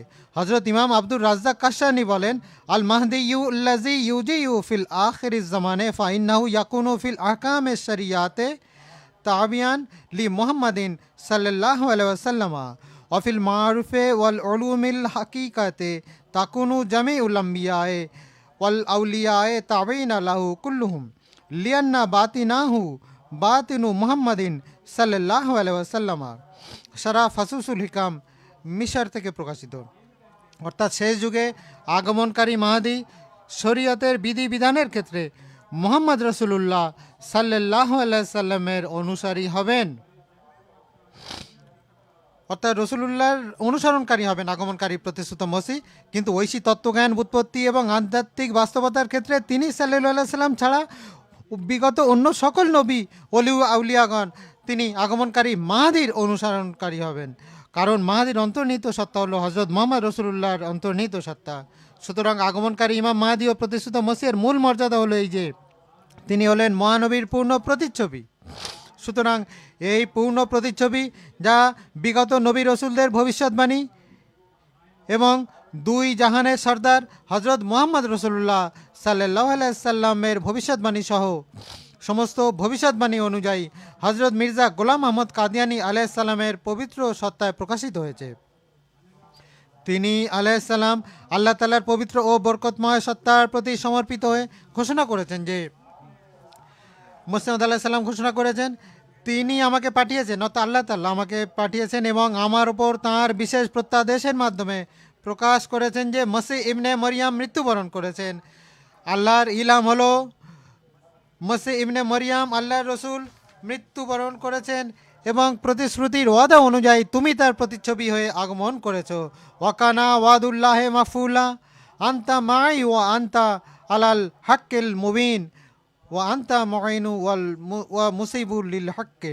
অর্থাৎ আল্লাহর ওয়াদা তো পূর্ণ হওয়ারই ছিল, তুমি আমার সাথে আছো আর তুমি সুস্পষ্ট সত্যের উপর প্রতিষ্ঠিত, তুমি সাহায্যকারী এবং তুমি সঠিক পথে প্রতিষ্ঠিত। ইসরায়ে আওহাম পৃষ্ঠা 302। তিনি আলাইহিস সালাম আরও বলেন, আল্লাহর ওহির মাধ্যমে আমার উপর স্পষ্টভাবে উন্মোচিত করা হয়েছে যে সেই মসিহ যিনি উম্মতের জন্য আদি থেকেই প্রতিশ্রুত ছিলেন এবং সেই শেষ মাহাদি যিনি ইসলামের অবনতির সময় ও পথভ্রষ্টতার বিস্তার লাভ করার যুগে সরাসরি খোদার কাছ থেকে হেদায়েত লাভকারী এবং সেই ঐশী আহার সম্ভার নতুন করে মানুষের সামনে উপস্থাপনকারী, যিনি খোদার বিধান অনুযায়ী নিযুক্ত হয়েছেন, যার সুসংবাদ আজ থেকে 1300 বছর পূর্বে মহানবী সাল্লাল্লাহু আলাইহি সাল্লাম প্রদান করেছিলেন, সেই ব্যক্তি হলাম আমি। আর এই ব্যাপারে আল্লাহর বাক্যালাপ ও রহমান খোদার সম্ভাষণ এত সুস্পষ্ট রূপে ও অজস্র ধারায় আমার উপর অবতীর্ণ হয়েছে যে এতে সন্দেহ ও সংশয়ের কোনো অবকাশ নেই। প্রত্যেকটি ঐশী বাণী লৌহ শলাকার ন্যায় আমার হৃদয়ে প্রবিষ্ট হচ্ছিল এবং এ সকল ঐশী বাক্যালাপ এরূপ মহান ভবিষ্যৎবাণীতে পরিপূর্ণ ছিল যে ওইগুলি দিবালোকের ন্যায় পূর্ণ হচ্ছিল। এর ধারাবাহিকতা, বিপুলতা ও অলৌকিক শক্তির নিদর্শন আমাকে একথা স্বীকার করতে বাধ্য করেছে যে এইগুলি হলো ওই একই অদ্বিতীয় খোদার বাণী, যার বাণীর সমাহার হলো কুরআন শরীফ। তাসকিরাতুশ শাহাদাতাইন পৃষ্ঠা 1-2, পৃষ্ঠা নম্বর 22। শ্রোতামণ্ডলী, হজরত মসিহ মাউদ আলাইহিস সালাম বলেছেন যেহেতু তিনি কোরআনের আয়াত ওয়া আখারাইনা মিনহুম লাম্মা ইয়ালাকু বিহিম অনুসারে মহানবী সাল্লাল্লাহু আলাইহি সাল্লামের পূর্ণ প্রতিচ্ছবি, তাই তাঁর যুগে মহানবী সাল্লাল্লাহু আলাইহি সাল্লামের অলৌকিক ঘটনাবলী বৃষ্টির মতো বর্ষিত হবে। সুতরাং এটি একটি বাস্তবতা যে তাঁর যুগে মহানবী সাল্লাল্লাহু সাল্লামের কল্যাণময় অলৌকিক নিদর্শনাবলী বৃষ্টির বাড়িধারার ন্যায় বর্ষিত হয়েছিল এবং এটি তার সত্যতার এক বিরাট প্রমাণ। তিনি আলাইসাল্লাম আরও বলেন, এই আয়াতের অর্থ হলো যে পূর্ণ পথভ্রষ্টতার পর হেদায়েত ও হিকমত অর্থাৎ প্রজ্ঞালাভকারী এবং মহানবীর মজেজা ও বরকতসমূহ প্রত্যক্ষকারী দল হবে মাত্র দুটি। প্রথমত, মহানবী সাল্লাল্লাহু সাল্লামের মজেজা প্রত্যক্ষকারী দল মাত্র দুটি। প্রথমত, রসুলুল্লাহ সাল্লাল্লাহু সাল্লামের সাহাবী যারা মহানবী সাল্লাল্লাহু সাল্লামের আবির্ভাবের পূর্বেই কঠোর অন্ধকারে ছিলেন এবং কঠোর অন্ধকারে ডুবেছিলেন এবং এরপর আল্লাহ তাআলার অপার অনুগ্রহে তারা নবুয়তের যুগ লাভ করেছিলেন। নিজেদের চোখে তারা মজেজা সমূহ প্রত্যক্ষ করেছিলেন এবং নিজেদের সচক্ষে তারা মজেজা সমূহ প্রত্যক্ষ করেছিলেন এবং ভবিষ্যৎবাণী সমূহে প্রত্যক্ষদর্শী হয়েছিলেন এবং সেই বিশ্বাস তাদের মধ্যে এমন এক পরিবর্তন সৃষ্টি করেছিল যে তারা যেন কেবল একটি রূহ এ পরিণত হয়েছিল। তারা উপরিক্ত আয়াতের বাস্তব প্রমাণে তারা পরিণত হয়েছিল। দ্বিতীয় দল যা উল্লিখিত আয়াত অনুসারে সাহাবাদের মতোই, তা হলো মসিহ মাউদ আলাইহিস সালামের মান্যকারী দল, কারণ এই দলটাইও সাহাবাদের মতো মহানবী সাল্লাল্লাহু সাল্লামের মজেজা প্রত্যক্ষ করছে এবং অন্ধকার ও পথভ্রষ্টতার পরে হেদায়েত লাভের সৌভাগ্য অর্জন করেছে। আর আয়াত আখারিনা মিনহুমে এই দলটিকেই মিনহুমের সম্পদে অর্থাৎ সাহাবাদের সাথে সাদৃশ্য থেকে অংশ দেওয়া হয়েছে। এটি এই বিষয়ের দিকে ইঙ্গিত করে যে যেমন সাহাবীগণ রাদিয়াল্লাহু আনহুম মহানবী সাল্লাল্লাহু সাল্লামের মুজিজা ও ভবিষ্যৎবাণীসমূহ সচক্ষে প্রত্যক্ষ করেছিলেন, ঠিক তেমনি তারাও তা প্রত্যক্ষ করবেন আর মধ্যবর্তী যুগে এই নিয়ামত থেকে পূর্ণাঙ্গ অংশ লাভ করবে না। যেমনটি বর্তমানে ঘটেছে যে 1300 বছর পর পুনরায় মহানবী সাল্লাল্লাহু সাল্লামের মুজিজা সমূহের দ্বার উন্মোচিত হয়েছে আর লোকেরা নিজেদের চোখে দেখেছে যে দারাকুতুনির হাদিস এবং ফতোয়া ইবনে হাজারের বর্ণনা অনুসারে রমজান মাসে খুসুফ ও কুসুফ সংগঠিত হয়েছে, অর্থাৎ রমজান মাসে চন্দ্রগ্রহণ ও সূর্যগ্রহণ রমজান মাসে সংগঠিত হয়েছে এবং হাদিসের বক্তব্য অনুযায়ী চন্দ্রগ্রহণ তার গ্রহণের রাতগুলোর মধ্যে প্রথম রাতে এবং সূর্যগ্রহণ তার গ্রহণের দিনগুলোর মধ্যে মধ্যবর্তী দিনে সংগঠিত হয়েছে। এটি এমন এক সময়ে ঘটেছে যখন মাহদী হওয়ার দাবিদার বিদ্যমান ছিলেন। আর এই ধরনের ঘটনা যখন থেকে পৃথিবী ও আকাশ সৃষ্টি হয়েছে তখন থেকে কখনোই ঘটেনি, কারণ এ পর্যন্ত কেউ এর কোনো নজির ইতিহাসের পাতায় প্রমাণ করতে পারেনি। সুতরাং এটি হজরত মুহাম্মদ সাল্লাল্লাহু সাল্লামের একটি মুজিজা অর্থাৎ অলৌকিক নিদর্শন ছিল যা লোকেরা চোখের সামনে প্রত্যক্ষ করেছেন। তাছাড়া দুই লেজ বিশিষ্ট জুসিনাইন অর্থাৎ দুই লেজ বিশিষ্ট ধূমকেতু যার আবির্ভাব ইমাম মাহদী ও প্রতিষ্ঠিত মসিহের সময় হবে বলে বর্ণনা করা হয়েছিল, তাও হাজারো মানুষ উদিত হতে দেখেছে। তেমনিভাবে জাবার দাবানল লক্ষ লক্ষ মানুষ প্রত্যক্ষ করেছে। একই রকমভাবে প্লেগ ছড়িয়ে পড়া, হজ থেকে বিরত থাকা, এসবও সকলে নিজের চোখে প্রত্যক্ষ করেছে। দেশে রেলপথ তৈরি হওয়া এবং উটগুলির অকার্যকর হয়ে যাওয়া, এসবগুলোই ছিল মহানবী সাল্লাল্লাহু সাল্লামের অলৌকিক নিদর্শন, যা এই যুগে ঠিক সেভাবেই দেখা গেছে যেভাবে সাহাবীগণ মুজিজাসমূহ সেই যুগে প্রত্যক্ষ করেছিলেন। এই কারণেই আল্লাহ তাআলা এই শেষ দলটিকে মিনহুম অর্থাৎ তাদের মধ্য থেকে শব্দটি দিয়ে সম্বোধন করেছেন, যেন এটি ইঙ্গিত দেয় যে মুজিজা প্রত্যক্ষ করার ক্ষেত্রে তারাও সাহাবীগণের মতোই মর্যাদা লাভকারী।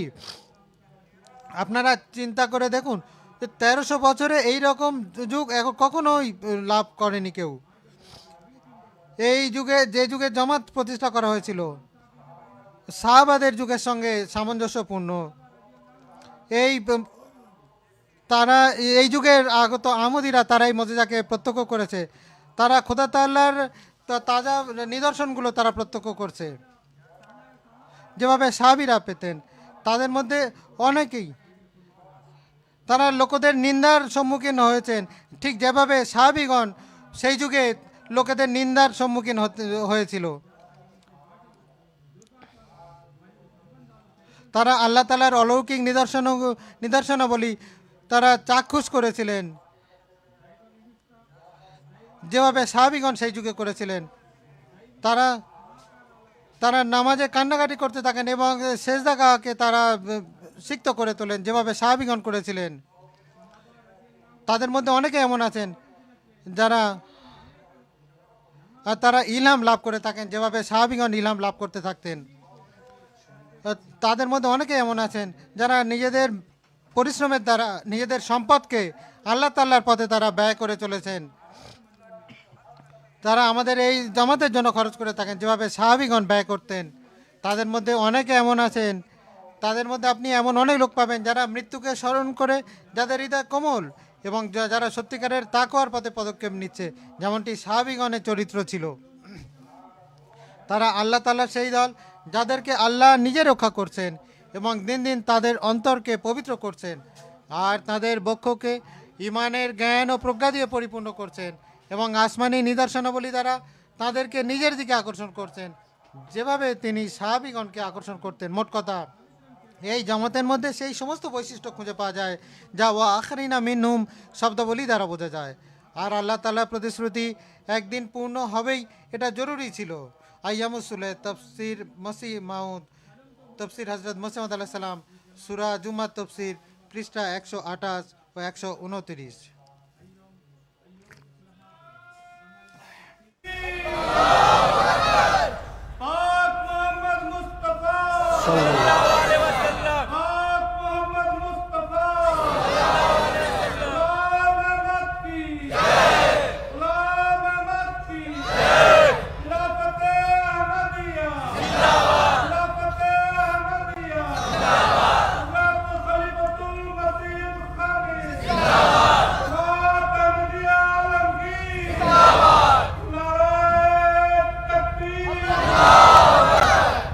सैयदना সৈয়দনা হজরত আকদাস মির্জা গোলাম আহমদ কাদিয়ানি, প্রতিশ্রুত মসিহ ও ইমাম মাহদি আলাইহিসসালাম, মহানবী সাল্লাল্লাহু আলাইহি সাল্লামের পূর্ণ প্রতিচ্ছবি হওয়ার অর্থ স্পষ্টভাবে ব্যাখ্যা করে বুঝিয়ে দিয়েছেন। ওয়া আখারিনা মিনহুম লাম্মা ইয়ালাকু বিহিম আয়াতটির অর্থ হলো আমাদের খাঁটি ও পূর্ণাঙ্গ বান্দা সাহাবীগণ ছাড়াও আরও আছেন যাদের একটি বিশাল দল শেষ যুগে জন্ম নেবে। আর মহানবী সাল্লাল্লাহু আলাইহি সাল্লাম যেভাবে সাহাবীগণের তরবিয়ত করে, অর্থাৎ সেই লোকেরা এমন এক যুগে আগমন করবে যখন বাহ্যিক শিক্ষা দীক্ষা গ্রহণ ও প্রদানের সিলসিলা বিচ্ছিন্ন হয়ে যাবে এবং ইসলাম ধর্ম বহু ভুলভ্রান্তি ও বিদাত দিয়ে পরিপূর্ণ হয়ে যাবে। এমনকি ফকির দরবেশদের অন্তর থেকেও আধ্যাত্মিক আলো চলে যাবে। তখন আল্লাহ তাআলা কোনো সৌভাগ্যবান আত্মাকে বাহ্যিক কোনো মাধ্যম, সিলসিলা বা পদ্ধতির সহায়তা ছাড়াই শুধুমাত্র মহানবী সাল্লাল্লাহু আলাইহি সাল্লামের ঐশী তরবিয়তের মাধ্যমে আধ্যাত্মিকতার পূর্ণতার স্তর পর্যন্ত পৌঁছে দেবেন এবং তিনি তাকে একটি বিশাল দলে পরিণত করবেন। আর সেই দলটি সাহাবীগণের দলের সঙ্গে প্রবল সাদৃশ্য তৈরি করবে, কারণ তারা হবে সম্পূর্ণরূপে হজরত মোহাম্মদ সাল্লাল্লাহু আলাইহি সাল্লামের রূপিত এবং হজরত মোহাম্মদ সাল্লাল্লাহু আলাইহি সাল্লামের আধ্যাত্মিক বরকত তাদের মধ্যে সঞ্চারিত হবে। আয়না কামালাতে ইসলাম, তফসির হজরত মসিহ মাউদ আলাইহিস সালাম, পৃষ্ঠা নম্বর 209 এবং 210। সামান্য শ্রোতামণ্ডলী, ইমাম মাহদি ও মসিহ মাউদ আলাইহিস সালামের মহান মর্যাদা এই যে মহানবী সাল্লাল্লাহু আলাইহি সাল্লাম কঠোর বিরোধিতা ও চরম প্রতিকূল পরিস্থিতির মধ্যে ও ইমাম মাহদি আলাইহিস সালাম সম্পর্কে এই নির্দেশনা প্রদান করেছেন যে কঠোর বিরোধিতা ও চরম প্রতিকূল পরিস্থিতির মধ্যেও তার মান্যকারীরা যেন তার সালাম পৌঁছে দেওয়া হয় এবং তার হাতে যেন বয়াত গ্রহণ করে। এ প্রসঙ্গে মহানবী সাল্লাল্লাহু আলাইহি সাল্লাম বলেছেন, আলা ইন্না ঈসা ইবনে মারইয়াম লাইসা বাইনি ওয়া বাইনাহু নাবিয়্যুন ওয়ালা রাসূলুন ইন্নাহু খলিফাতি ফি উম্মতি মিন বাদি আলা ইন্নাহু ইয়াকতুলুদ দাজ্জালা ওয়া ইয়াকসিরুস সালিব ওয়া ইয়াজাউল জিজিয়া ওয়া তাজাউল হারবা আও জারাহা লা মান আদরাকাহু ফালইয়াকরাউ আলাইহিস সালাম। তাবারানি আল আসওয়াদ ওয়া সাগীর, হাদিকাতুস সালিহিন, হাদিস নাম্বার 954। মনোযোগ দিয়ে শোনো, মসে মাউদ ও আমার মাঝে অন্য কোনো নবী থাকবে না এবং কোনো রসুলও থাকবে না। আরও মনোযোগ দিয়ে শোনো, তিনি আমার পরে আমার উম্মতের মধ্যে আমার খলিফা হবেন। আরও মনোযোগ দিয়ে শোনো, তিনি দাজ্জালকে আধ্যাত্মিক দিক দিয়ে বিনাশ করবেন, ক্রুজ অর্থাৎ খ্রিস্টীয় মতবাদকে চূর্ণ বিচূর্ণ করবেন, জিজিয়া অর্থাৎ এক ধরনের করকে বিলুপ্ত করবেন এবার অর্থাৎ ধর্মীয় যুদ্ধের অবসান ঘটাবেন। আর আরও মনোযোগ দিয়ে শুনুন, তোমাদের মধ্যে যেই তাকে পাবে সে যেন তাকে আমার পক্ষ থেকে সালাম পৌঁছে দেয়। একইভাবে তিনি সাল্লাল্লাহু সাল্লাম মুসলমানদের নির্দেশ দিয়েছেন যে যত পরিস্থিতি যতই কঠিন আসুক না কেন তারা যেন ইমাম মাহদির কাছে উপস্থিত হয় এবং তার হাতে বয়াত গ্রহণ করে। তিনি সাল্লাল্লাহু সাল্লাম বলেছেন, ফাইজা রায় তুমহু ফাইহু আলাউ হাবান আল্লাহ সাজ্জে ফা ইন্নাহু খলিফাতুল্লাহিল মাহদি। আবু দাউদ খণ্ড 2 খুরুজুল মাহদি।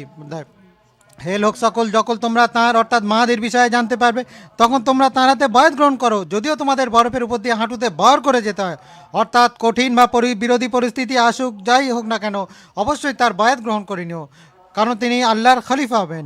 মহানবী সাল্লাল্লাহু সাল্লামের উল্লিখিত নির্দেশাবলী থেকে ইমাম মাহদির মহান গৌরব ও তাঁর অতুলনীয় মর্যাদা সম্পর্কে অবগত হওয়া যায় যে তিনি মিথ্যার শক্তিগুলিকে মূলোৎপাটন করবেন, তিনি কৃষি ও মতবাদের অসারতা প্রমাণ করবেন, তিনি তাঁর বয়াত গ্রহণ করা অপরিহার্য হবে।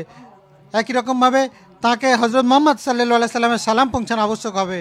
তিনি সাল্লাল্লাহু সাল্লাম এও বলেছেন যে তাঁর এবং ইমাম মাহদি আলাইহিস সালামের মাঝে আর কোনো নবী বা রসুল থাকবে না, কারণ তিনি আল্লাহর খলিফা।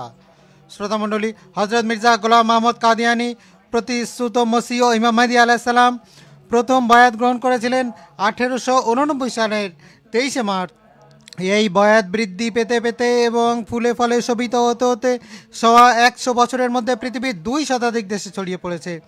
পূর্বে আহমদিয়াতের খলিফাগণ এবং এই সিলসিলার মোবাল্লেকদের মাধ্যমে বিশ্বের বিভিন্ন দেশ, মহাদেশ, শহর ও জনপদে এই বয়াত গ্রহণ শুরু হয়েছিল।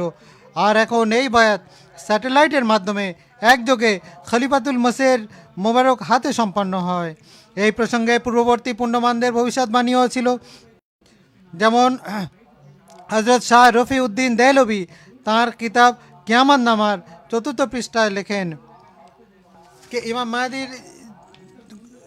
ইমাম মাহদির নিদর্শন হলো যে ইমাম মাহদির যুগে রমজান মাসে সূর্যগ্রহণ ও চন্দ্রগ্রহণ সংঘটিত হয়ে যাবে। তখন বয়াতের সময় আকাশ থেকে এই বাক্যগুলো আসতে থাকবে, বয়াতের সময় আকাশ থেকে এই আওয়াজ আসবে, বয়াতের সময় আকাশ থেকে আওয়াজ আসবে, হাজা খলিফাতুল্লাহিল মাহদি ফাসমাউ লাহু ওয়া আতেউ, অর্থাৎ ইনি মাহদির খলিফা, অতএব তোমরা তাঁর কথা শোনো এবং তাঁর আনুগত্য করো। আলহামদুলিল্লাহ, বিশ্বব্যাপী বয়াত প্রতি বছর ইউকে অর্থাৎ যুক্তরাজ্যের জলসা সালানার সময় অনুষ্ঠিত হয়। এর সূচনা হয়েছিল 1993 সাল থেকে এবং 30 বছরেরও বেশি সময় ধরে এর ধারাবাহিকতা বিদ্যমান। প্রতি বছর হাজার হাজার লোক সিলসিলা আলিয়া আহমদিয়াতে যুক্ত হচ্ছেন। আর প্রতি বছর এই বিশ্ববাসীকে আহ্বান জানানো হয় যে ইনি আল্লাহর খলিফা মাহদি, তোমরা তাঁর কথা শোনো। এটি হলো মসিহ মাউদ ও মেহেদি ইমাম মাহদির মহিমান্বিত মর্যাদা, যা এই যুগে হজরত মির্জা গোলাম মাহমুদ কাদিয়ানি আলাইসাল্লাম লাভ করেছেন। তিনি আলাইসাল্লাম ঘোষণা করেছেন যে আমাকে নির্দেশ দেওয়া হয়েছে যারা সত্যের সন্ধানী তারা যেন খাঁটি ইমান ও নিষ্কলুষ ইমানি পবিত্রতা ও আল্লাহর প্রতি ভালোবাসার উপায় শেখার জন্য এবং হৃদয়তে নোংরা স্বভাব, অলসতা ও বিশ্বাসঘাতকতার জীবন পরিত্যাগ করার জন্য আমার কাছে বয়াত গ্রহণ করে। ইস্তেহার 1 ডিসেম্বর 1888, মজমা ইস্তেহারাত 1ম খণ্ড পৃষ্ঠা 188।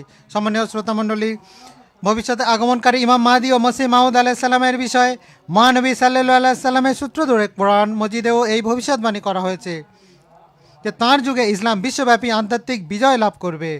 এ প্রসঙ্গে আল্লাহ তাআলার নির্দেশনা হলো, হুয়াল্লাযী আরসালা রাসূলাহু বিল হুদা ওয়া দীনিল হাক্কি লিইয়ুযহিরাহু আলাদ দীনি কুল্লিহি ওয়ালাউ কারিহাল মুশরিকুন। সূরা সাফ আয়াত 10। অর্থাৎ তিনি সেই সত্তা যিনি তাঁর রসুলকে হেদায়েত এবং সত্য দিন সহকারে পাঠিয়েছেন যেন তিনি সেটিকে দিনের প্রতিটি শাখার উপর সম্পূর্ণরূপে বিজয়ী করেন।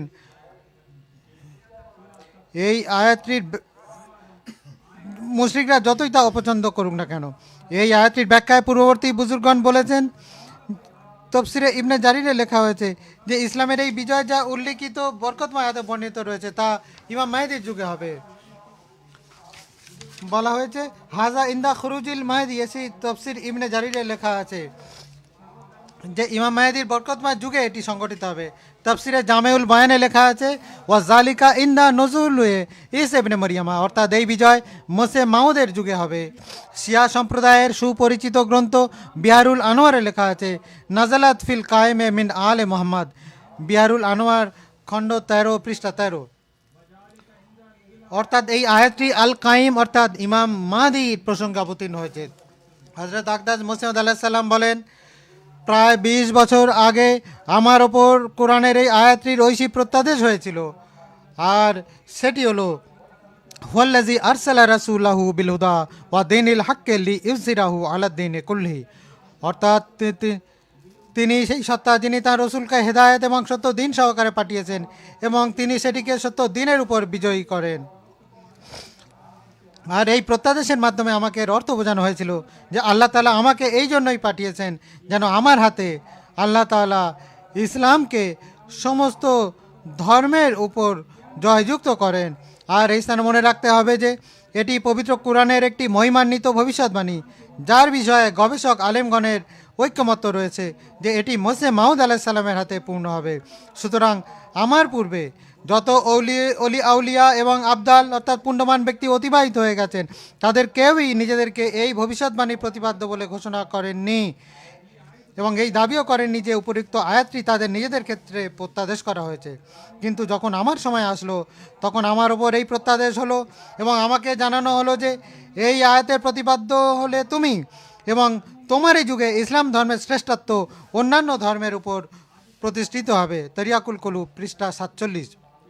সম্মানিত শ্রোতামণ্ডলী, হজরত আকদাস মির্জা গোলাম আহমদ কাদিয়ানি মসিহ মাউদের মহিমান্বিত মর্যাদা এই যে তিনি খলিফাতুল্লাহ অর্থাৎ আল্লাহর প্রতিনিধি, আল্লাহর খলিফা, আর খলিফাতুল্লাহ হওয়ার দিক থেকে তিনি নবীউল্লাহ অর্থাৎ আল্লাহর নবী। মহানবী সাল্লাল্লাহু আলাইহি সাল্লাম বলেছিলেন, লাইসা বাইনি ওয়া বাইনাহু নবিয়ুন, অর্থাৎ আমার এবং আবু দাউদের একটি হাদিস, অর্থাৎ আমার এবং ইমাম মাহদির মধ্যে আর কোনো নবী থাকবে না। আবু বকরিন খায়রিন নাসে বাদি ইল্লা মাই আইয়াকুনা নবী, কুনজুল উম্মাল পৃষ্ঠা 137। অর্থাৎ আবু বকর মানুষের মধ্যে শ্রেষ্ঠ যদি তারপরে কোনো নবী না হয়ে থাকে কেউ। তারপরে মহানবী সাল্লাল্লাহু আলাইহি সাল্লাম কিয়ামত পর্যন্ত জারি থাকা খিলাফতের সুসংবাদ করেছিলেন। হযরত হুযায়ফা রাদিয়াল্লাহু আনহু থেকে বর্ণিত, মহানবী সাল্লাল্লাহু আলাইহি সাল্লাম বলেছেন, তোমাদের মধ্যে নবুয়ত ততদিন প্রতিষ্ঠিত থাকবে যতদিন আল্লাহ চাইবেন, অতঃপর তিনি তা উঠিয়ে নেবেন। তারপর নবুয়তের আদর্শে খিলাফত প্রতিষ্ঠিত হবে, তাই এরপর আল্লাহ তাআলা সেটাকে উঠিয়ে নেবেন। তারপর স্বৈরাচারী রাজত্বের সময় আসবে, যতদিন আল্লাহ চাইবেন তা প্রতিষ্ঠিত থাকবে এবং আল্লাহ সেটাকে উঠিয়ে নেবেন। এরপর আবার নবুয়তের তরিকায় নবুয়তের পথ নির্দেশনায় খিলাফত প্রতিষ্ঠিত হবে, এই বলে তিনি নীরব হয়ে গেলেন। তিনি রাসূলুল্লাহ সাল্লাল্লাহু আলাইহি ওয়াসাল্লাম আরও বলেন, তুমি যদি জমিনে আল্লাহর খলিফাকে দেখতে পাও তবে তুমি তার সঙ্গে দৃঢ়ভাবে লেগে থাকো, যদিও তোমার শরীর ছিঁড়ে ফেলা হয় এবং তোমার সম্পদ কেড়ে নেওয়া হয়। মুসনাদ আহমদ বিন হাম্বেল, হাদিস হুযায়ফা বিন আল ইয়ামান, হাদিস নাম্বার। শ্রোতাবিন্দু, আজ সেই খলিফাতুল্লাহ আত্মপ্রকাশ করেছেন, যার সুমহান মর্যাদা ও গৌরব এই সংক্ষিপ্ত বক্তৃতায় আলোচনা করা হলো। আজ সেই খলিফাতুল্লাহর মাধ্যমে ইসলামের জ্যোতি বিশ্বের 220টিরও বেশি দেশে ছড়িয়ে পড়েছে এবং আল্লাহর ফজলে তা দিন দিন আরও প্রসারিত হচ্ছে। হজরত আকদাস আমিরুল মোমিনিন খলিফাতুল মসিহ আল খামিস আইয়াদাউল্লাহ তাআলা বিনাসিল আজিজ জামাতকে সম্বোধন করে বলেন, যদি আপনারা উন্নতি সাধন করতে চান এবং পৃথিবীর উপর বিজয়ী ও জয়যুক্ত হতে চান, তবে আমার উপদেশ এবং আমার বার্তা হলো যে আপনারা খিলাফতের সাথে সংযুক্ত থাকুন। আল্লাহর এই রজ্জুকে দৃঢ়ভাবে ধরে রাখুন। আমাদের সমস্ত উন্নতির ভিত্তি হলো খিলাফতের সাথে এই নিবিড় সম্পর্কের মাঝে নিহত। বদর 18 থেকে 25 ডিসেম্বর 2008 খিলাফত জুবলি সংখ্যা। হুজুর আরও বলেন, আজ বিশ্ব মারাত্মক অরাজকতার শিকার। মুসলমান থেকে দূরে সরে গেছে। বিভিন্ন ফেরকায় দলে উপদলে বিভক্ত হয়ে আজ তারা একে অপরের বিরুদ্ধে ঘৃণার শিকার। একই কলেমা পাঠকারী এবং একই নবীর সাথে সম্পর্কিত হওয়া সত্ত্বেও তারা একে অপরের বিরুদ্ধে অবস্থান নিয়েছে। কুরআন করিম এবং হাদিসের অপ্রতুল সমাহার থাকা সত্ত্বেও আজ মুসলমান সেই নেতৃত্বের পরিচয় থেকে বঞ্চিত, যাকে আল্লাহ তাদেরকে এক পতাকা তলে একত্রিত করার জন্য নিযুক্ত হয়েছেন। আপনারা ভাগ্যবান যে আপনারা হজরত যুগের ইমাম হজরত মসিহ মাউদ আলাইহিস সালামের জামাতে অন্তর্ভুক্ত হওয়ার পাশাপাশি খিলাফত ব্যবস্থার সাথেও যুক্ত হওয়ার সৌভাগ্য অর্জন করেছেন, যা আল্লাহর ফজলে চিরন্তন থাকবে। খলিফাতুল মসির সাথে আপনাদের ব্যক্তিগত সম্পর্ক যত ঘনিষ্ঠ হবে, আপনারা তত বেশি দিনী ও পার্থিব কল্যাণ লাভ করবেন। আপনাদের পারস্পরিক সম্পর্কেরও উন্নতি ঘটবে এবং সমাজে শান্তির পরিবেশ প্রতিষ্ঠিত হবে। এই কারণে নিরাপত্তার এই সুরক্ষা বেষ্টনী থেকে ফায়দা লাভের জন্য আপনাদের সকলকে খিলাফতের সাথে নিজেদের সম্পর্ককে আরও বেশি সুদৃঢ় করতে হবে। ইসলামের বিজয় এবং বিশ্ব শান্তির জন্য দোয়া করতে হবে। নিজেদের চারিত্রিক মানদণ্ডকে উন্নত করতে হবে এবং দায়িত্বশীলদের সাথে সহযোগিতা করার মাধ্যমে খিলাফতের হাত ও বাহু এবং যুগ খলিফাতুল মসির জন্য সুলতানের নাসির অর্থাৎ যুগ খলিফার সাহায্যকারী হাত হতে হবে। আল্লাহ তাআলা আমাদের সবাইকে হজরত আকদাস মসিহ মাউদ আলাইহিসসালামের সমান মর্যাদা ও তার আধ্যাত্মিক মহিমাকে উপলব্ধি করার এবং খিলাফতের কল্যাণকে অনুধাবন করার এবং আমাদের আগামী প্রজন্মকে সেগুলোর সঙ্গে সম্পৃক্ত রাখার তৌফিক এবং সৌভাগ্য দান করুন। আমিন ও আখির দওয়ানা আনিল হামদুলিল্লাহি রাব্বিল আলামিন। जज़ाकुमुल्लाह। अब है